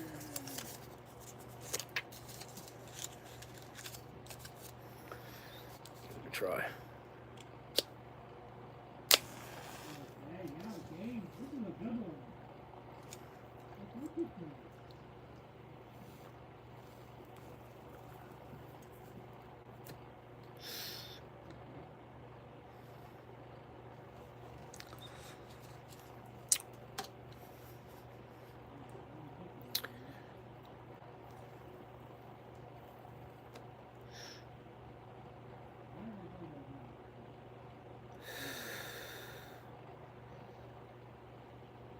So far, not at all not at all what my brain thought this was going to be like.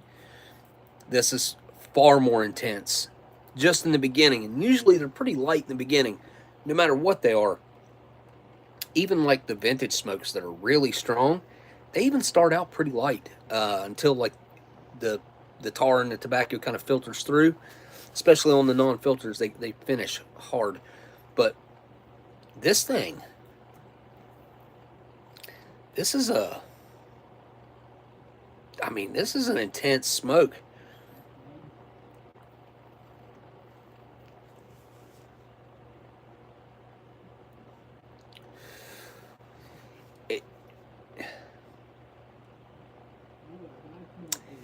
It has the cleanest aftertaste of any cigarette that I've maybe ever had. Like, it has a really clean finish.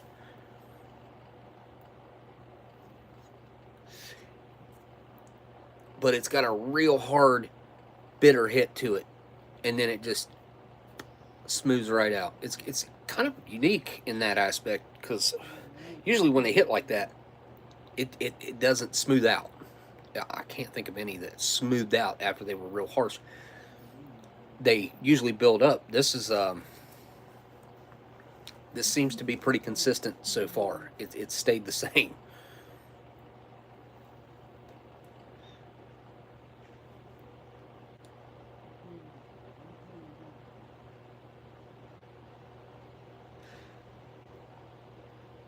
weirdly, and I don't know, man. I feel like not as guilty because I know there's no additives in here, I guess. Um, and this definitely would like satisfy my craving. Have I seen any new UFOs? No, because I haven't. It's been too cold. I ain't been outside. I'm going to like, you can take this with a grain of salt. This is just my personal experience, thoughts, whatever, a mix of both. And I know exactly how weird this is going to sound because I've said it out loud before, and I get it. It's almost like I get like I can kind of get a feeling that something's gonna, like, I'm gonna see something. I know how silly that sounds, but if I like feel that feeling ramping up, it almost every time happens. Almost every time, not every time, but I would say 80% of the time. And I'm like, all right, I need to go out here and watch. I'll go out there and watch, maybe no time. It usually happens pretty quick. But I've seen a lot out here over the past 4 years, a lot. The wintertime, man, like, it's too cold. Um, Nighttime, it's been in the 20s, and I was talking about the David Copperfield thing earlier. If you guys don't know about that, he's supposed to make the moon disappear. And here's the weird thing: before I ever knew about it, I told this earlier, I had said something to Amber about the moon being gone. And then I see this Instagram post, and he's like, if anybody has seen something weird, like that the moon was missing, to bring it up on Instagram, which this was long after he posted that that I saw it. It was like, I mean, I guess I could still do it because he hasn't done it yet. But I literally said, like, the moon's not where it's supposed to be. And it's not out there. And I just kind of thought, I don't know what I thought, really. Because the night before, this first time that I noticed it twice. But the first time that I noticed it, the night before, the moon was full or almost full. And, like, I knew where it was tracking through the sky. I knew where it should be around the time that I was out there, around 2 or 3 in the morning. And it wasn't there. It was completely dark outside. There was no moonlight, nothing. Gone. You can call me crazy all you want. That's fine. Because this literally happened, and like I said, I mean, I brought it up before I ever even knew that he was doing this, and then I heard about him doing this, and him asking that weird question, and I thought back to the instance that I brought up with her, and thought, well, that's extremely weird that I noticed that, and then now he brought this up because he's been practicing it supposedly, and as far as I can tell, this isn't going to be a trick where just an audience in Las Vegas gets to see it. The way I understand it, and the way I'm gathering it, is everybody's going to be able to not see the moon.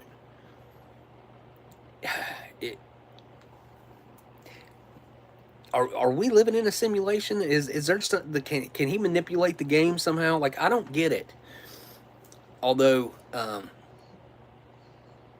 there's definitely a creator. And the more I open my mind up, and the more I'm learning, the more I'm understanding that we have way more control, and our mind is way more powerful than any human has ever given it credit for in this lifetime, in this current state. I think it's very possible that a long time ago, in previous technological ages, they may have understood how to use our brains to a larger or a more extensive application. And I don't think we're using. I mean, they say we only use like 10% of our brain, but I can't remember what the part of the brain is called. it's sort of towards the middle and somewhat towards the front. And I saw something today about people that do things that they don't want to do, like go out and run, go out and lift weights, go to a job that you don't want to go to. You go anyway. People that do that, that part of their brain gets larger. And according to this study, the people's brains that get larger that way, if they continue to do that, it stays larger. Now, it grows and it shrinks throughout your life, or it can. But if you continue to do those types of things all throughout your life, that part of your brain will stay larger, and you, according to the study, those people live longer. I guess considerably longer. That's, if that ain't enough to fuel you to do the things that you don't want to do, then I don't know what is. Gain some extra life out of it. But as of right now, man, that was actually really good for a cigarette. I mean, I know a lot of people are like, that's a cigarette. For a cigarette, that was it's it's up there as far as like top quality Pall Malls go that are sold today. Both of those are outstanding. Really, the ones in the orange pack are really cool. I love the design on the filter. They're super cool. I've never seen anything like that before. As far as, especially with Pall Mall, doing that the line on the filter like that. But as far as right now, the only scientific, proven, 100% proven way for you to extend human life. Does anybody know in the chat what it is? Because I've actually said this before. I learned this a couple years ago, probably. And it's a really simple answer. It's a really simple thing that anyone, technically, anyone can do it. The only way to extend your life is to reduce your caloric intake. That's the only scientific proven way to extend human life, is to reduce caloric intake. That's it. Now, they haven't proven because some people are super stressed and they still live to be extremely elderly, older than a lot of people. And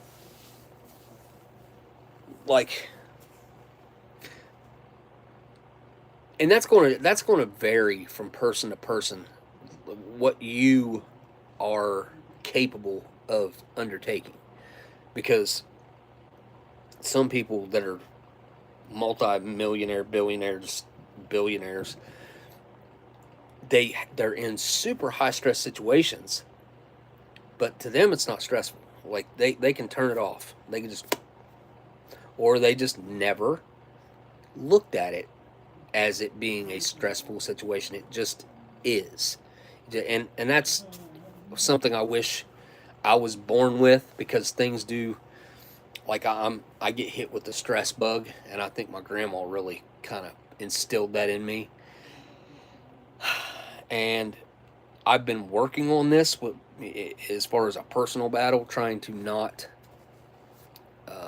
let tension and stress get to me as much, because I used to not think I could control it, or I didn't control it, and now I certainly have. I wouldn't say I have full control over it, but I would say, compared to where I was at 2 years ago, I mean, I'm 80% better than what I was 2 years ago. Fasting absolutely has tons of benefits, and that, again, that's reducing your caloric intake. Less food you eat, the longer you'll live, according to science. I mean, according to the studies that they've done, and there's no other proven way to extend human life as of right now outside of reducing your caloric intake. That's the only proven way to live longer. So, yeah, keep that in mind. I mean, I know ever since I have learned that fact, and of course I did some more research because I wasn't just going to be like, okay, I can't remember where I saw it at first. I looked into it, and as far as I can tell, that is the truth. Now, that's not saying that there's not 100 other ways to extend your life, have a better life, especially like making the most out of whatever life you end up having. Reducing stress is certainly, in my personal opinion, important.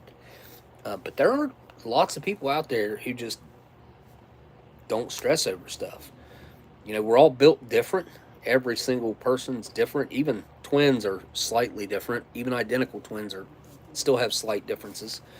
Although I will say that, I mean, they're going to be the most similar people to any other person in the world. But they still have slight differences. But we all handle things completely different.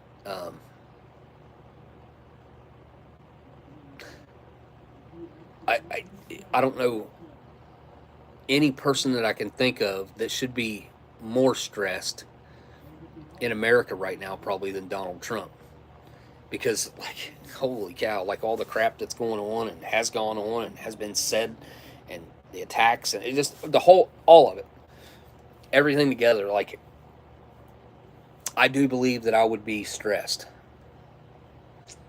I don't know that he is, like, he's built different. You know what I'm saying? Like, he's not, like, I'm not praising him. I'm just saying, like, I don't think I could do that. I think Joe Biden has that quality. I guess that's why they ended up being the presidents, because that's probably a key feature, to be able to not stress out when people are attacking you and giving you crap, and it's just one of those things that you either have it or you don't. I do believe it's something you can work on, but I don't know if it's something that you have like I have, the stress problem, that I could ever fully get rid of. Maybe it's something I can learn and fully turn off one day. I don't know. Wait, is Kaylin leaving? Did Kaylin say she's leaving? Good night, Miss Marilyn. Thank you for being here.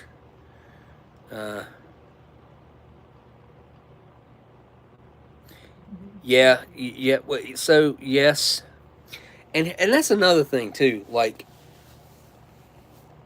which the only thing that I could, like, I know these are facts because it's my family, but some people can smoke and drink daily and live to be extremely old, or in my opinion, extremely old. Like my great-great-grandpa, I knew my great-great-grandpa. He was 102. I want to say he died when I was about 8, probably. I called him Grandpap. I don't even know what I think his real name was Vernon. Anyway, Grandpap smoked he smoked a corncob pipe all the time. And he'd have Red Man Chew in his back pocket, and he'd drink whiskey every night.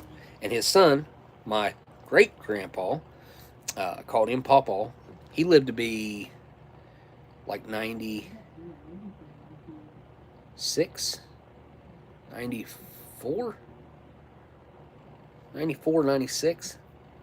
He died when I was probably like 14, 15 maybe, something like that. There wasn't a whole lot of age range between his dad and him. Like, his dad had him when he was young, which I guess there's other siblings too, but they're the two I'm talking about. And my great-grandpa, which I knew him longer, a longer part of my life, and like, he used to put me up on a tractor. Like, he was a farmer. He farmed all the way up until probably the last 5 or 6 years of his life. So he farmed all the way up until he was about 90. He'd be out there riding the tractor, plowing the fields, like everything. Like he'd go out there and dig potatoes with us. He'd pick green beans, everything. I mean, he looked like a really old man, and he wasn't fast or anything, but he was skinny, and he got around good, and he would drink every night, and he would roll his own cigarettes of their tobacco that they grew on the farm, and he would smoke Lucky Strikes in a tin as well. Like he would, a lot of times he'd buy that. Maybe when they ran out of tobacco, I don't know what his reasoning for that was, but sometimes he'd have store bought, and then sometimes it would be he'd be using the tins, the cans, the Lucky Strike cans, like the tall pocket cans. He would cut up their own tobacco and put in that can, and roll his own of their own tobacco, but he'd just use that tin, refill it with their own tobacco. And like, maybe he would have lived longer if he didn't do that. I don't know. I doubt it. I can't see really that being the case, but maybe. It's just it's an interesting aspect to think that somebody can drink out like hard alcohol, smoke lots of cigarettes. Like they smoked a lot. He'd smoked. My great grandpa smoked cigarettes and smoked a pipe. My great grandpa just smoked a pipe, and he smoked pipe tobacco. Like there was a difference. I don't know what they done different whenever the curing it. I don't know what they done different. Sprayed it with something, whiskey. I don't know, but that pipe tobacco always smelled way different than the other tobacco, like the cigarette tobacco, the roll your own, that they would cut up and roll. What's that say? Dreamies? Am I saying that right? Dreamies. Wanted to thank you and Steve inspired me to start making videos, man. Like that everybody's got to start somewhere. I mean, I ain't nobody, man. I'm just a guy on YouTube that does what I enjoy, and what the best part really is it having a community like this, and folks that you have come, like I've come to be able to count on some of you guys. Like I've made friends with people through this YouTube channel over the years that have been my friends for years now. I'm proud to call them my friends. Like they're real friends that I've made through the internet. I never envisioned doing that. When I first started doing this, I was like, I felt awkward. I felt weird about it. It just, I was never a public speaker. Never enjoyed talking in front of people, which YouTube, doing this stuff right here, completely opened me up to being able to do that, and to being able to, I guess, express myself and voice my opinions and voice what little bit of knowledge that I have. Completely changed me and like my outlook on everything. It's kind of weird, looking back at it and thinking about how,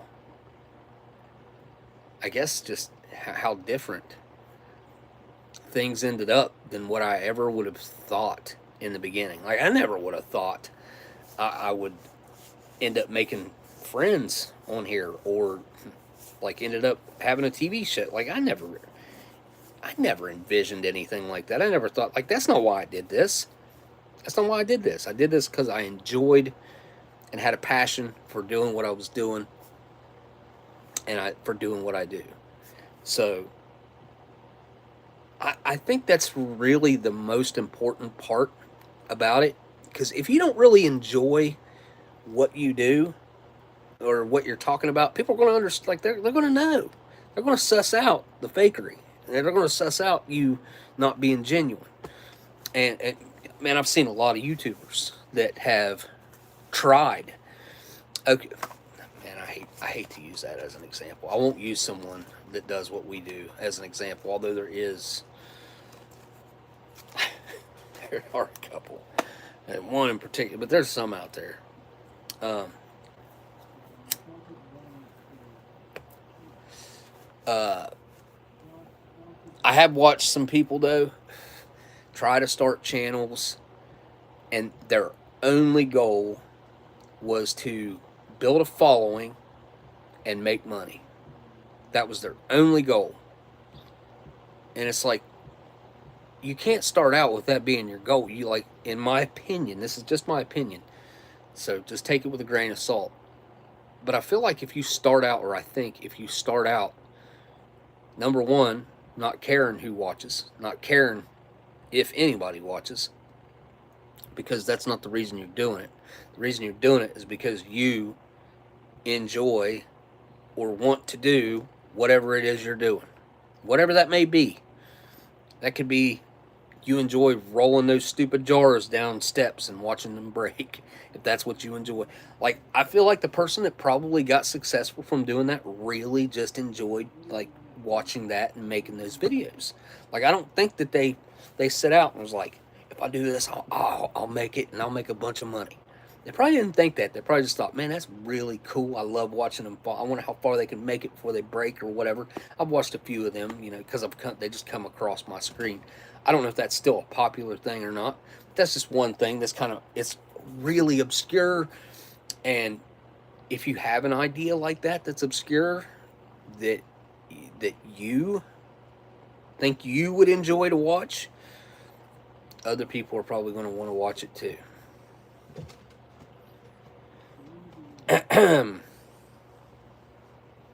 Cat.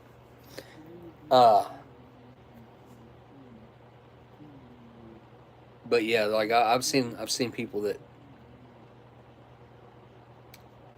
tried to imitate others, and sometimes it works. Sometimes it does work.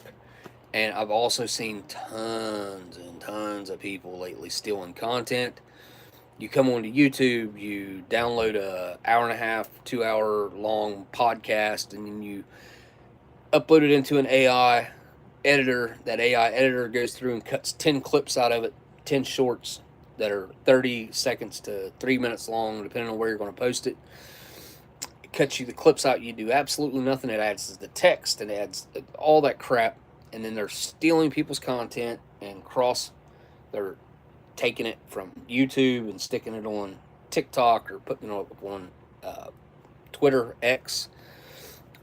I've been thinking about that. Like, Elon needs to come up with a better name than X, because everybody still says Twitter, or formerly Twitter, now X, or they say a variation of that. They don't just say X. They always have to preface it or follow it by previously Twitter or you know.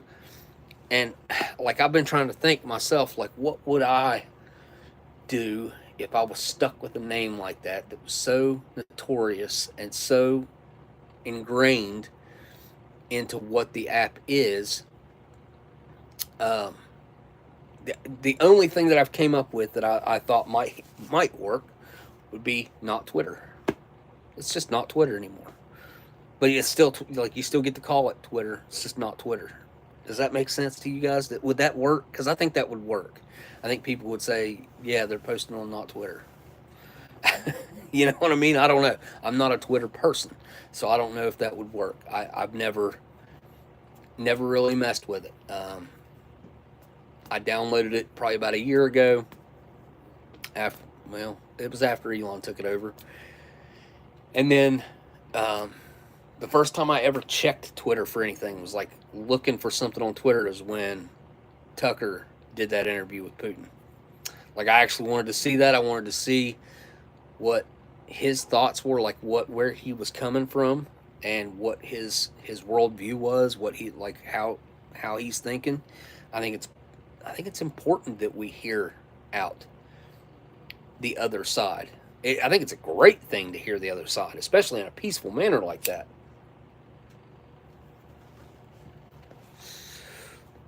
Hang on, I'll be right back. I gotta go turn the heat up.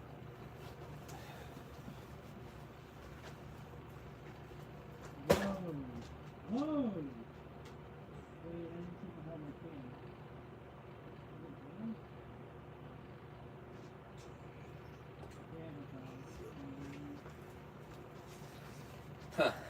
That just reminded me of a song. And it's going to be something you guys have probably never heard of. Because why would you? There's a local band, guys I grew up with. One guy was my neighbor. It's called Boba Flex. I don't know if you probably never heard of it. 95% chance, maybe 98% chance you never heard of it.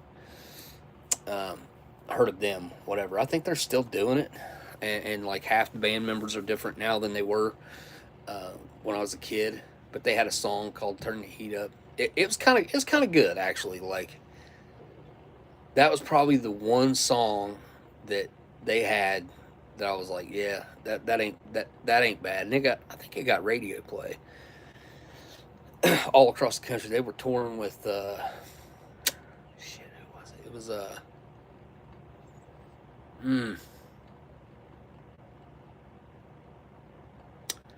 Stained. They were with Stained for a minute, and then they were with another big one. They were opening for them or something like that.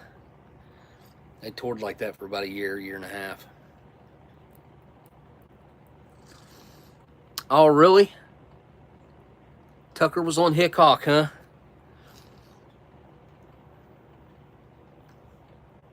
Oh, yeah, he's a hunter, man.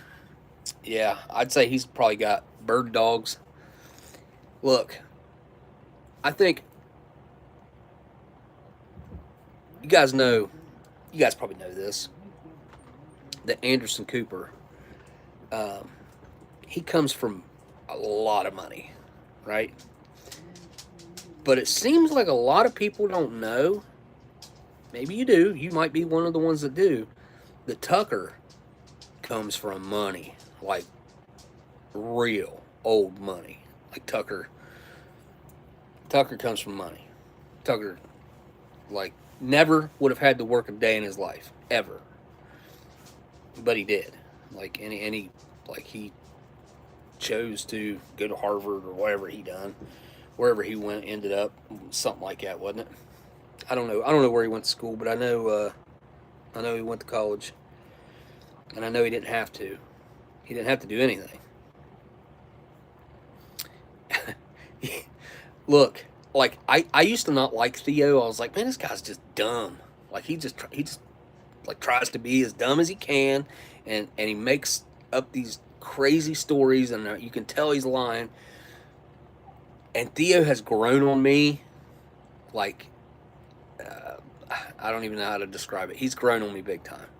Like, I don't know what it is about him that he's like lovable, and his honesty has taken him a long way. When I say honesty, I mean, like, when it comes down to actually talking about a real issue about himself or something, like he'll get real, and he'll you can tell, or he'll tell you he's telling you the honest truth. Yeah, that was probably one of the first ones that I watched. No, wait a second. No, I watched Kid Rock on Bill Maher. Yeah, Bill Maher. I can't remember what the name of Bill Maher's show is now. It's like something in the basement or something. I can't remember what the name of it is. Bill Maher, man, ooh, he's something else. Those guys. I think it's important, though, to hear from both sides. And one thing I don't like about the direction that this country, the government's going, is all the censorship. Shutting people down, not letting them speak. I think it's important that we hear from them. I think it was the ACLU back in the 60s. I think it was like 65, something like that. Like, the head of the KKK, like the whole KKK was wanting to march down the middle of town, down the middle of the street, and give this big speech and everything. And they can't, like, they were going to shut them down. They weren't going to let them do it. And the ACLU, like, came in and fought for them. FCC, well, no, it wasn't the FCC. Came in and fought for them, because they wanted to hear what they had to say. They wanted to hear the evil that came out of their mouth. They wanted everyone to be able to hear it. Like, I think that's important. And when you go shutting down your opponents and nobody can hear them, or the opposition, whatever, like the bad ideas, the whatever, when you go shutting all that down, and nobody can hear the good or the bad ideas, like, and both sides, like, that's not anywhere we want to be. I've said this before, and I will say it again, and I'll say it again, and I'll say it until they get rid of it. The Patriot Act was the beginning of the real end of the issues that we're having today. Like, because of technology and stuff, they basically drew up this bill, and it was about this tall, legitimately. I think they had a day and a half to read it. And out of all the senators that were going to be voting on it, 2 of them actually read it. They went through Michael Moore. It was in a Michael Moore documentary way back in the day. Went through and went around and asked them all. And there was 2 of them that actually read the bill. Got passed in the middle of the night, and all that crap. But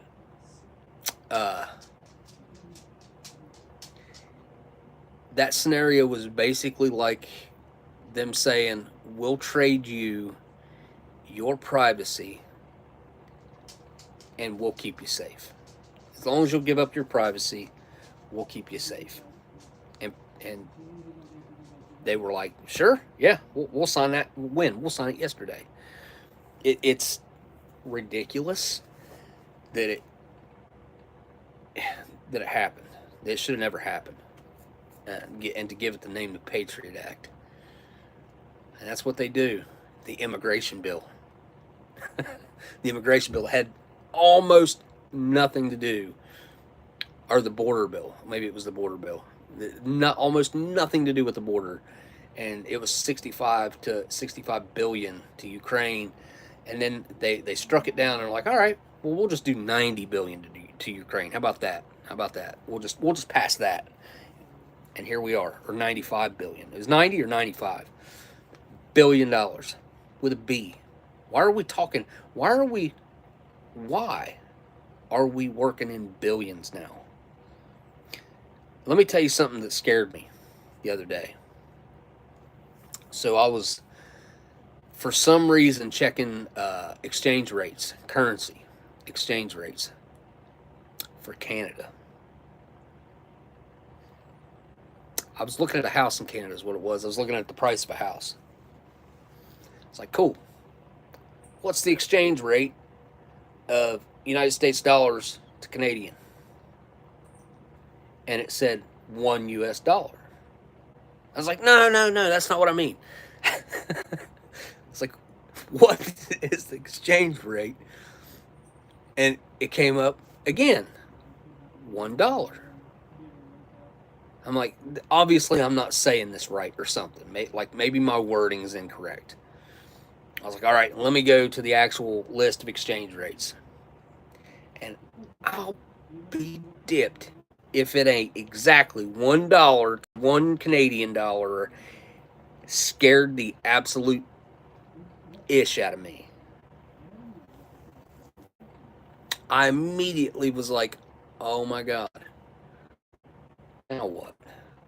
Like, what do I need to do? Like, what do I need to do to protect myself? Because this is bad. I have never, as long as I've been looking at exchange rates and dealing with like, I have never seen $1 American dollar equal $1 Canadian dollar. Does that scare anybody else? Because that scares the crap out of me. And I'm going to tell you something else. If you guys haven't paid attention to Bitcoin shot up like a freaking rocket. I wish I'd have known that was going to happen, but if I'd have been paying attention, or if I'd have thought, I'd have known that this was coming. Because this is my theory that I've tried to read, like, why did Bitcoin go up? And I did not get a good explanation off the internet. And I was sitting there thinking, and I thought, man, what is causing this? And it just hit me. Oh, yeah. Putin talked about our currency. Putin talked about the fact that which anybody who's been paying attention already knew this, that the American dollar has lost about 30% of its power. 30% of the countries that used to trade in nothing but American dollars are now moved over to the BRICS. They moved over to the BRICS system with Russia.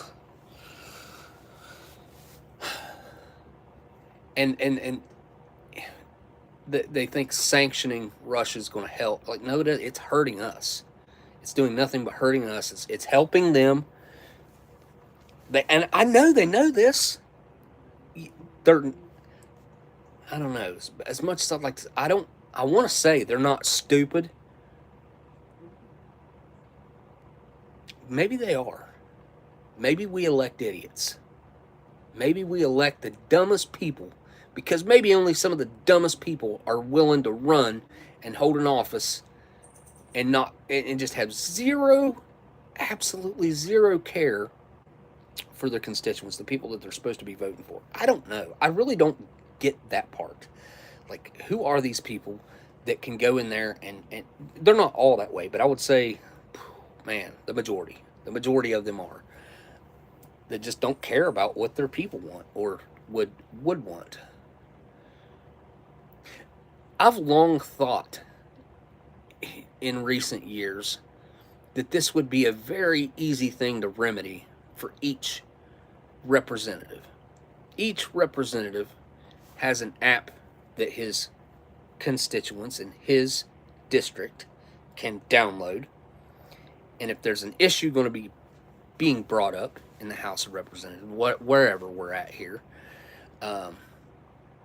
you put up a poll, you let your people have their say, and you know how many registered voters are in your area, and you get maybe 60% of them who will actually give their 2 cents on this app and cast a vote. It's better than nothing. It's better than nothing. At least you know that you're doing what the people in your area would want, and you're not just following your own heart, or following your own wallet, which is what we see most of the time.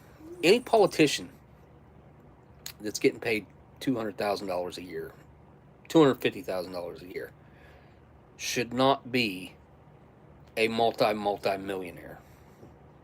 It should never happen. It should never happen. I'm talking from when they go in, they're normal. When they come out, like Nancy Pelosi's got, last I checked, I think she was at like 70-some million. I think she made like 50 million last year. She was up. I can tell you, because I have an app that tracks that.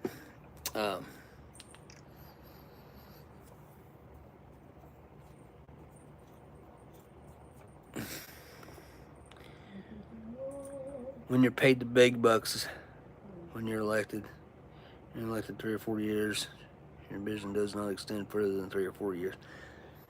I mean, there's no politician that are quote unquote paid the big bucks. Like, everything that they gain is either from, like, big gains is from insider trading, is exactly what it is. I don't give a shit what anybody says. That's exactly what it is. They know what the bills are going to be passing. They know what companies are going to be using. They know who's going to benefit, and they buy in. They buy in. It's exactly what Nancy Pelosi's been doing. It's what all these people do. I don't know if I have it on this. Maybe I do have it on this phone. Hang on. It's called...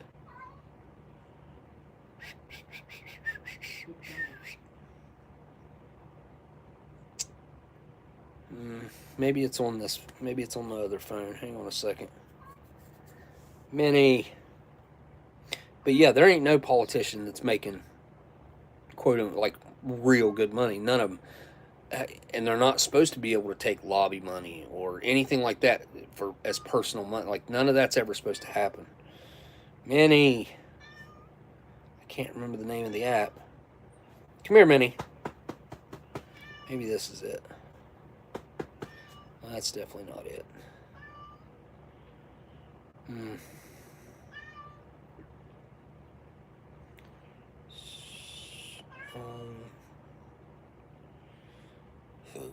I don't think that's it.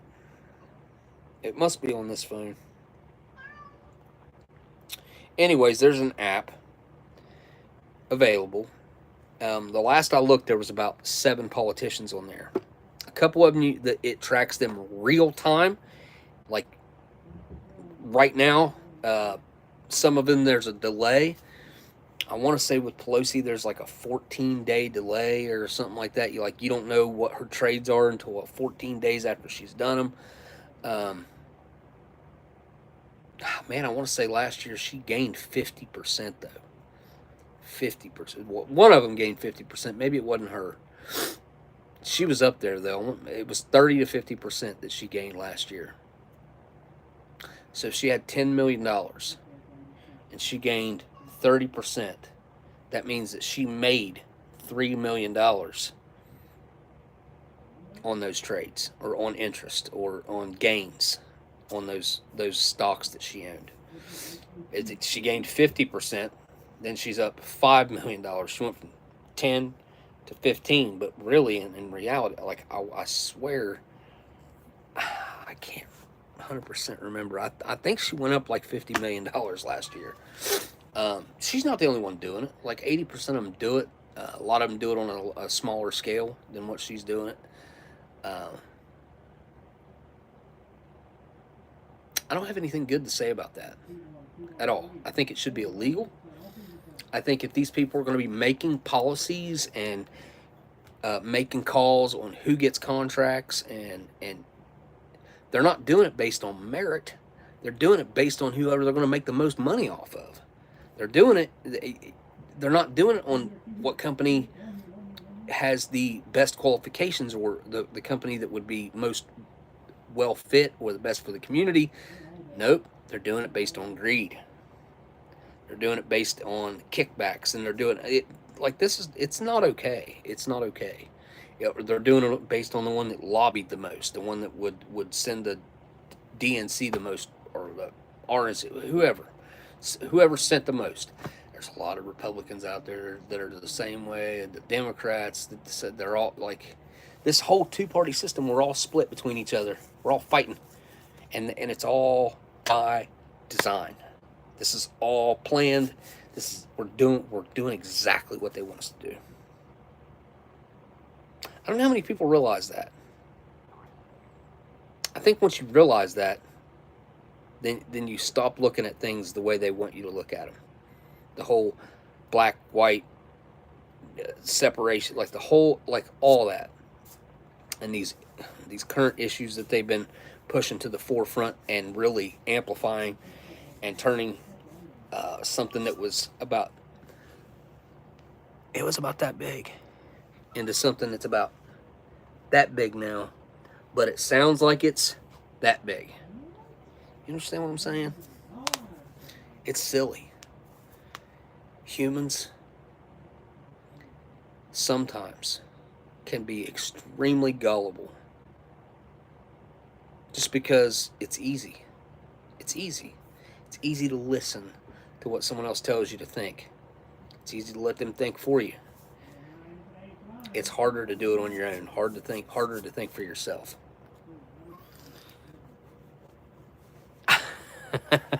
All right. You cannot believe that, right? Are you serious? You can't. Come on.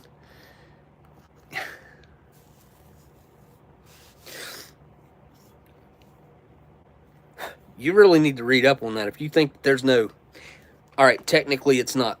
I mean, it really is. It's insider trading, but it's allowed. They allow it to happen. It's allowed.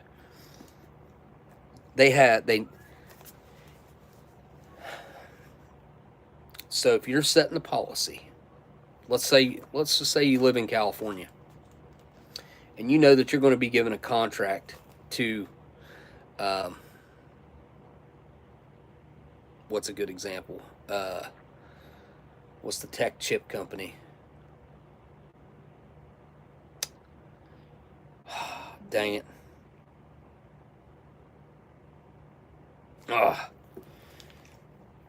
The graphics cards, the ones that, it doesn't matter. The graphics card company. Say you know that you're going to hire that graphics card company to supply every single monitor or every single computer for a huge project that you have. Okay, and this is something that you guys have already decided, you voted on, but they don't get the contract for another 60 days or 90 days. But you guys have already decided that the contract's going to them. You then go buy $2 million worth of that stock, knowing that they're about to get this huge government contract, and it's going to drive their stock prices through the roof, which is exactly what happened. Can't remember the name of that. This is just one example of that company. Anyways, how is that not insider trading? I'm here. Explain it.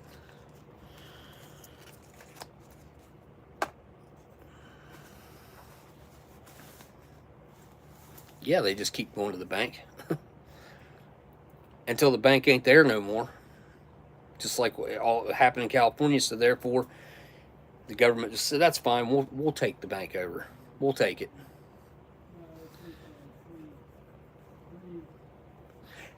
GameStop was a great example of using the stock market. I didn't see anything wrong with what they done. I think coordination and doing the way they done, I think that was absolute. It was above board. Everybody knew what was going on, and it happened right in front of everybody. Like, it's not like it was hidden. Everybody knew what was going on. They were driving the price up to make some money. I don't see anything wrong with it. GameStop gained all kinds of free publicity and popularity from it. They would have probably shut the doors had they not done that. Let's be honest.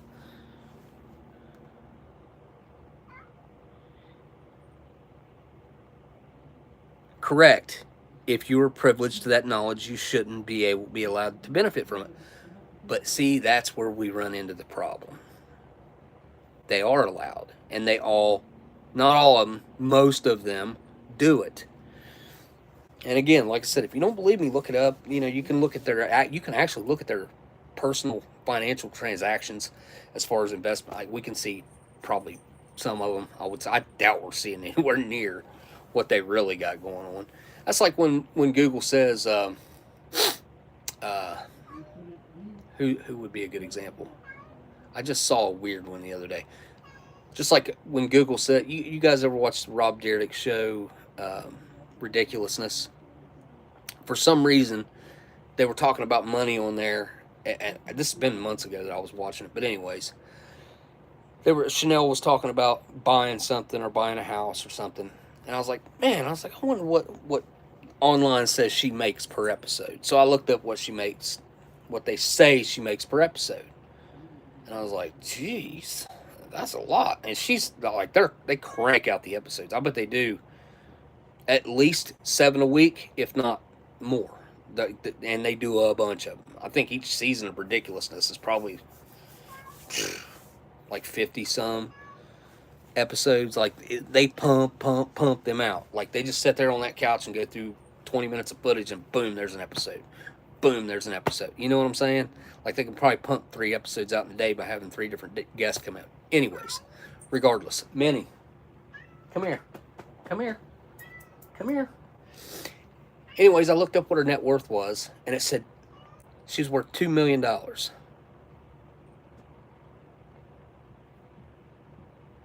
She was making $200,000 an episode. She's worth $2 million. Like, the math ain't mathing here. I mean, let alone what she's making from the TV show, what she gets from endorsements, what she gets from product brand deals, what she gets. Like, come on. This girl, if I was to guess, knowing what I know, the little bit that I know about the entertainment industry, what I know that they pay just creators and what they pay TV personalities, if she doesn't have $50 million in the bank, then she's doing something real wrong. She's probably got way more than that, to be honest. Like, unless she's a complete buffoon when it comes to money, she is probably stacked with cash and should never have to worry about money ever again. Come here, Minnie. Come here, honey. Come here. Kitty. Come here. Come here. Come say hi to everybody. Come here. Come on. Come on, because I'm getting ready to shut this down. Come on. Come here. Come here. That's a girl. Yeah, come here. Oh. That's my girl. Say hi. Say hi. Yeah. Yeah. So, listen, anybody who's in my comment section right now, in the chat right now, who happens to not know this information that I'm about to say, please let me know, because I'm curious how many people are out there that don't know this. So, how many people in the chat right now didn't know that if you own your house, you can use it for collateral to get a loan? Is there anybody in my chat that did not know that? And I'll tell you why I ask. Because I watched this short, and I started reading through the comments.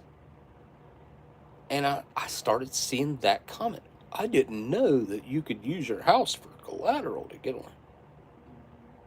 Huh?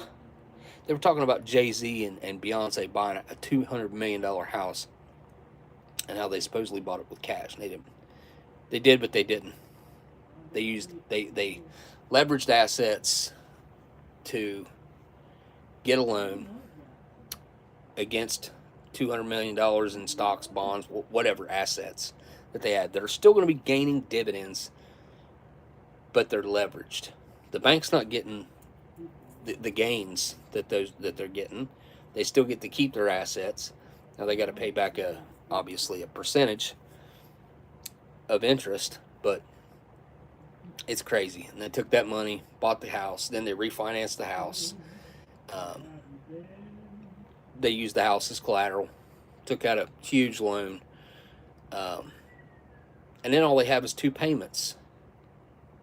They got a payment on a house, and they just gained $200 million and a house, and all they got, they got a payment now, and they got assets leveraged. So, be in your own bank, man.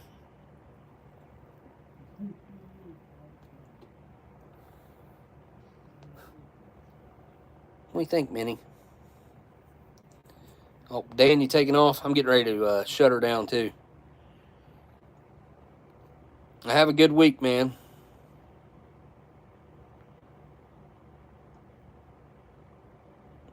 Well, okay. So, yeah. If you own your house outright, you're just going to be using your house as collateral. So, it would be a secured loan, more or less. Or, like, because you're using your property that would more than cover the loan. And if you default on your loan, they take your house. Getting a mortgage is a whole different, it's a whole different thing. And that's what a lot of those people didn't understand.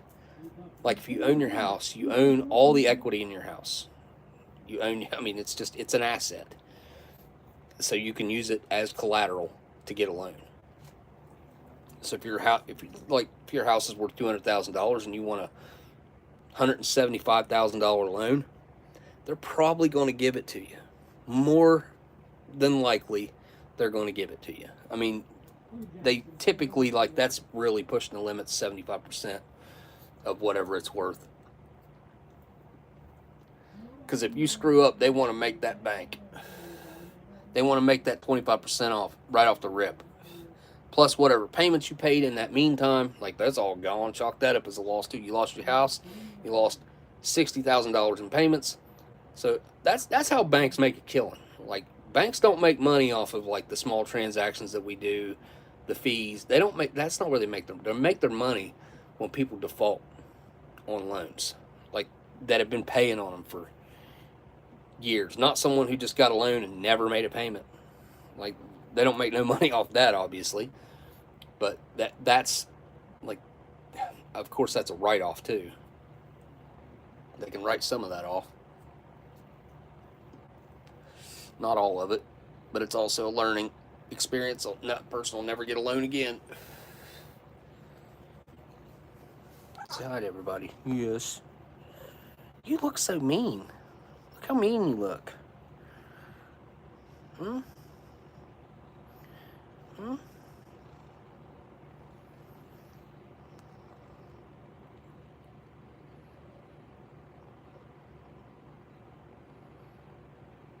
Oh, it's all good. I am not, like, I don't claim to understand finance. Like, I'm trying to learn because I want to take advantage of these systems that these rich people have built to take advantage of. Like, they built these systems so that they could take advantage of them. That's let me break that down really quick. So Jay-Z and Beyonce had $220 million in assets that they leveraged that were stocks and bonds that they're gaining interest on, more than likely. And the bank was willing to take whatever those assets. I'm not saying that they're stocks and bonds. It could have been. I don't know whatever it was worth that much money to the bank, and the bank was interested in it. The bank says, "Okay, we'll take that as collateral. If you ever default, then it's ours." But they're still making the gains on that. Bank loans them $200 million. They go pay for the house with that $200 million cash that they just loaned. They then go and get a secured loan because they now own that house that they just paid $200 million for. And they go get a loan, and probably, like, the house is probably valued at $250, $280, something like that, because you know they didn't pay whatever it was worth. They then go and get a loan using that house as collateral, which makes for a lot lower interest rate. Instead of it being this typical, 6 to 8% right now on a mortgage, they get a secured loan of 1 to 3%. Like, super rich people like that are still getting real low interest rates. Let's just call it 3% though. They take that same money, can put it in a high yield savings account that's gaining 5% interest right now, and they're gaining at minimum 2% interest. And that 2% interest on $200 million is making the majority of the payment, probably. I mean, it's definitely helping. And they still also have their original $200 million, $220 million worth of assets that they leveraged that's gaining gains over here too. So now they doubled it and got a house. Now they got payments. They got a loan payment over here and a loan payment over here. Low rate, probably decently low rate on the original.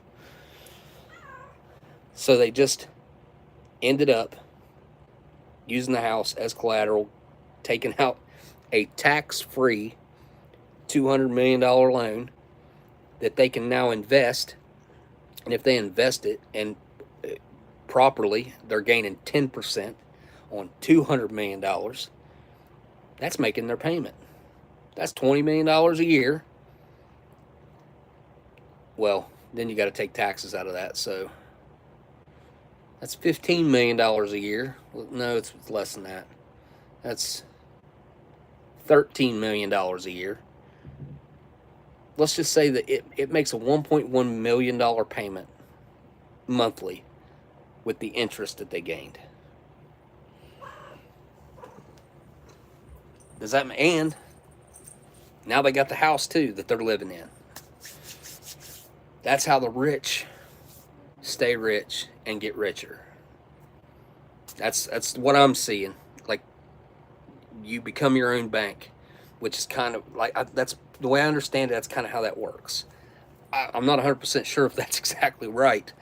Don't take anything I said, take it all with a grain of salt. That's just kind of the way my brain has processed it and understands it.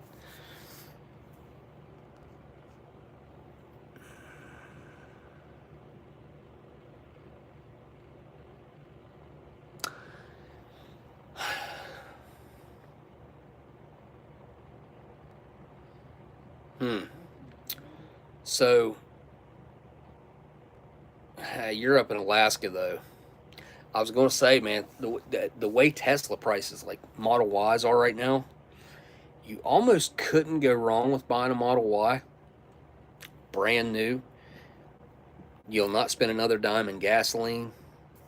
Um, I mean, you have to plug it in. You'll have to spend, I don't know, you'd probably end up, even if you drove it a lot, you might spend $40 a month charging it. Um, but buying a vehicle right now,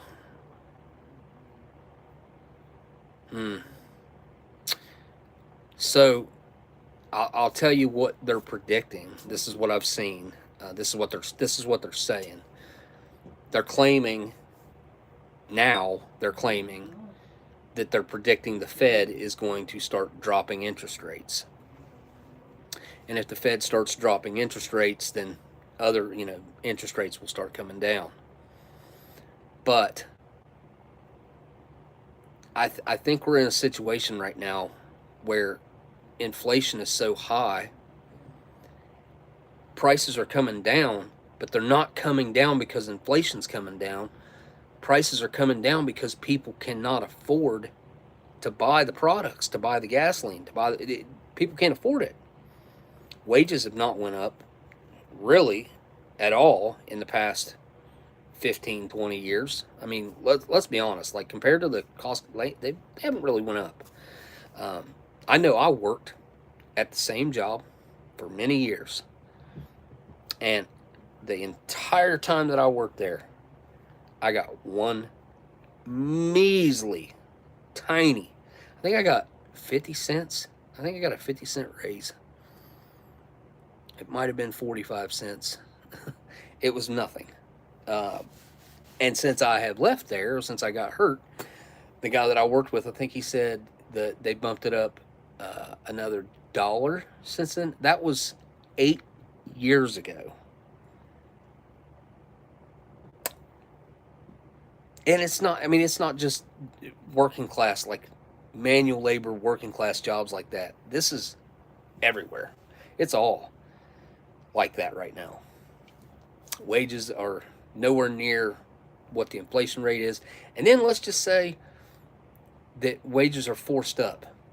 And then you're going to have a bunch of businesses closing because employers can't afford to pay their employees. That's like California trying to set the minimum wage at $20 an hour. Let me tell you what that's going to do. That's going to close down which they've already knocked all the small businesses out of contention. Man, I could talk about this stuff all night. All the small businesses got killed over stuff like that, man. Like they made it to where they couldn't survive on purpose. And small business is what made this country great. I don't care what anybody says, the mom and pop shops, the small business, the homemade, American-made items that were made with quality, care, and love. That's what made this country really thrive and built communities, built relationships, built America. And now we ain't got it. Like I'm going to say it, I'm not going to say it's complete. It's pretty much gone. It's barely hanging on. I was looking at used Titans also because I think it's Titans. The Titan's a cheaper one, or is it the Tundra that's a cheaper one? I was looking at one, the cheaper one, the V8 one.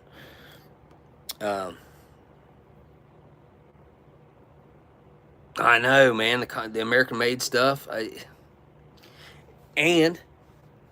been like watching some of the mechanic channels on that, like, and they're like, you got to drop the suspension and this and that just to be able to get to. At one of them, it was just to change the freaking. They were having to take the oil pan off and put it back on, and they had to drop all kinds of crazy stuff out of the way. And they're like, and they went over to it was a Toyota, I think, and they're like, nothing in the way. Like, just the way it's supposed to be. Engineers are working together over there. Over here, like the engineers and the designers and the engineers, they don't work together at all. Like, they more or less fight each other. And then you end up with products like this that you can't freaking work on. I mean, you can, but you got to take the whole freaking front end apart, or you got to drop the freaking subframe out from underneath of it. It's crazy the way things are designed now. That's just like whenever my car screwed up. My only option was to buy an entire new drive shaft over a $13 center carrier bearing, because they do a 2-piece drive shaft in them Dodge Challengers.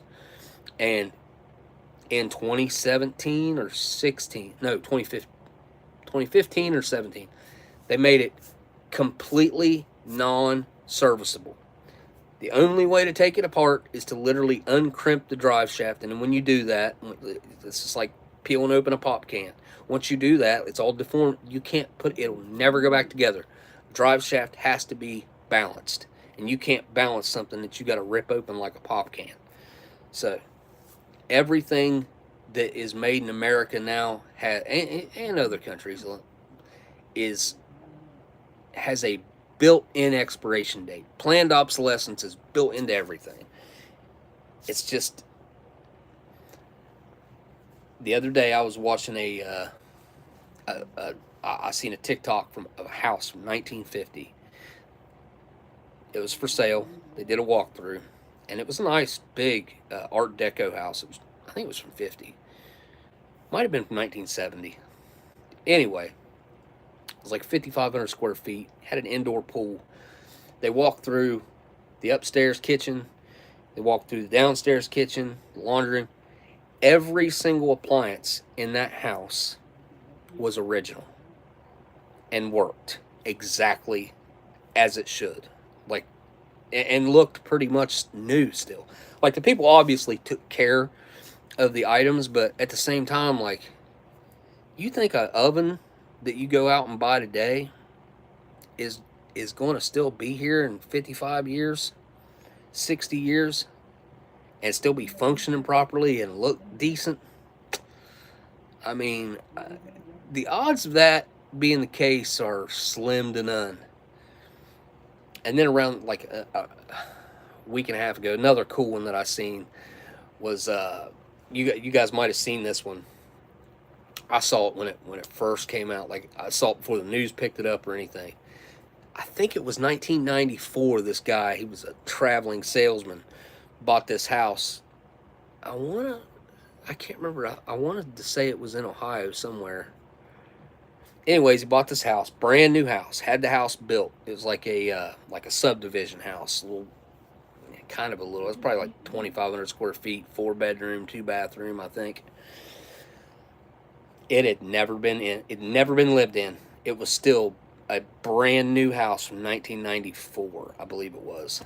Really, really cool to see. Like, he was going through, there was still construction dust, like sawdust in a couple of the drawers.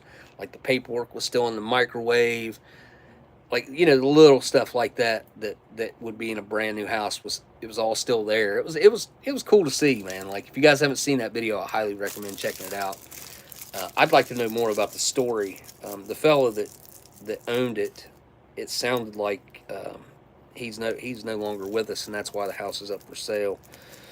That he was a traveling salesman and never got to use the house. Never spent enough time and ended up never getting to move in it. So that sucks. That would suck. Alright, I'm going to hop off here, guys. Thanks all you guys for hanging out. Hitting the thumbs up, hitting the thumbs down. Patreons for hanging out. Dan and History Savior for the super chats, and Delicious for the amazing box beginning. Holy cow, all these awesome smokes.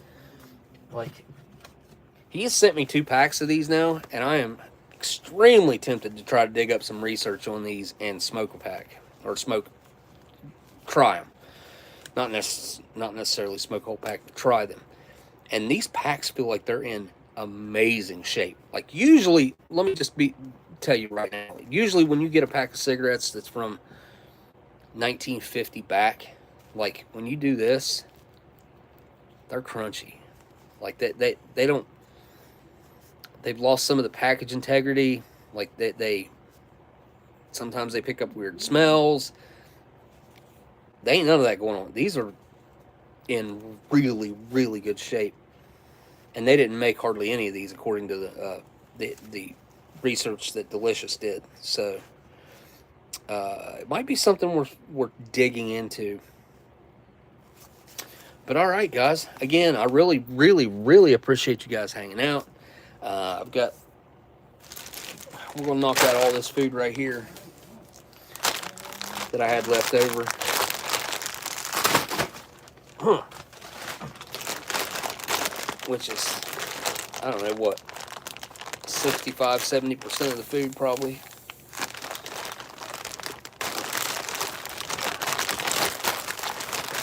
On the next one, I've got to buy some new First Strike rations. I think there's some really good stuff in the new ones. I think they've improved them. I need to get my hands on some of them. Finish that up. But all right, yeah, a huge thanks to Delicious again. You guys go subscribe to his channel if you don't care. Check out all the cool foreign rations that he's done and all the cool stuff that he gets his hands on before really anybody else over here can. Ooh. All right, well, I guess really all I got left to do now is say thank you guys for hanging out and watching, and I'll see y'all on the next live stream. Later. It's different.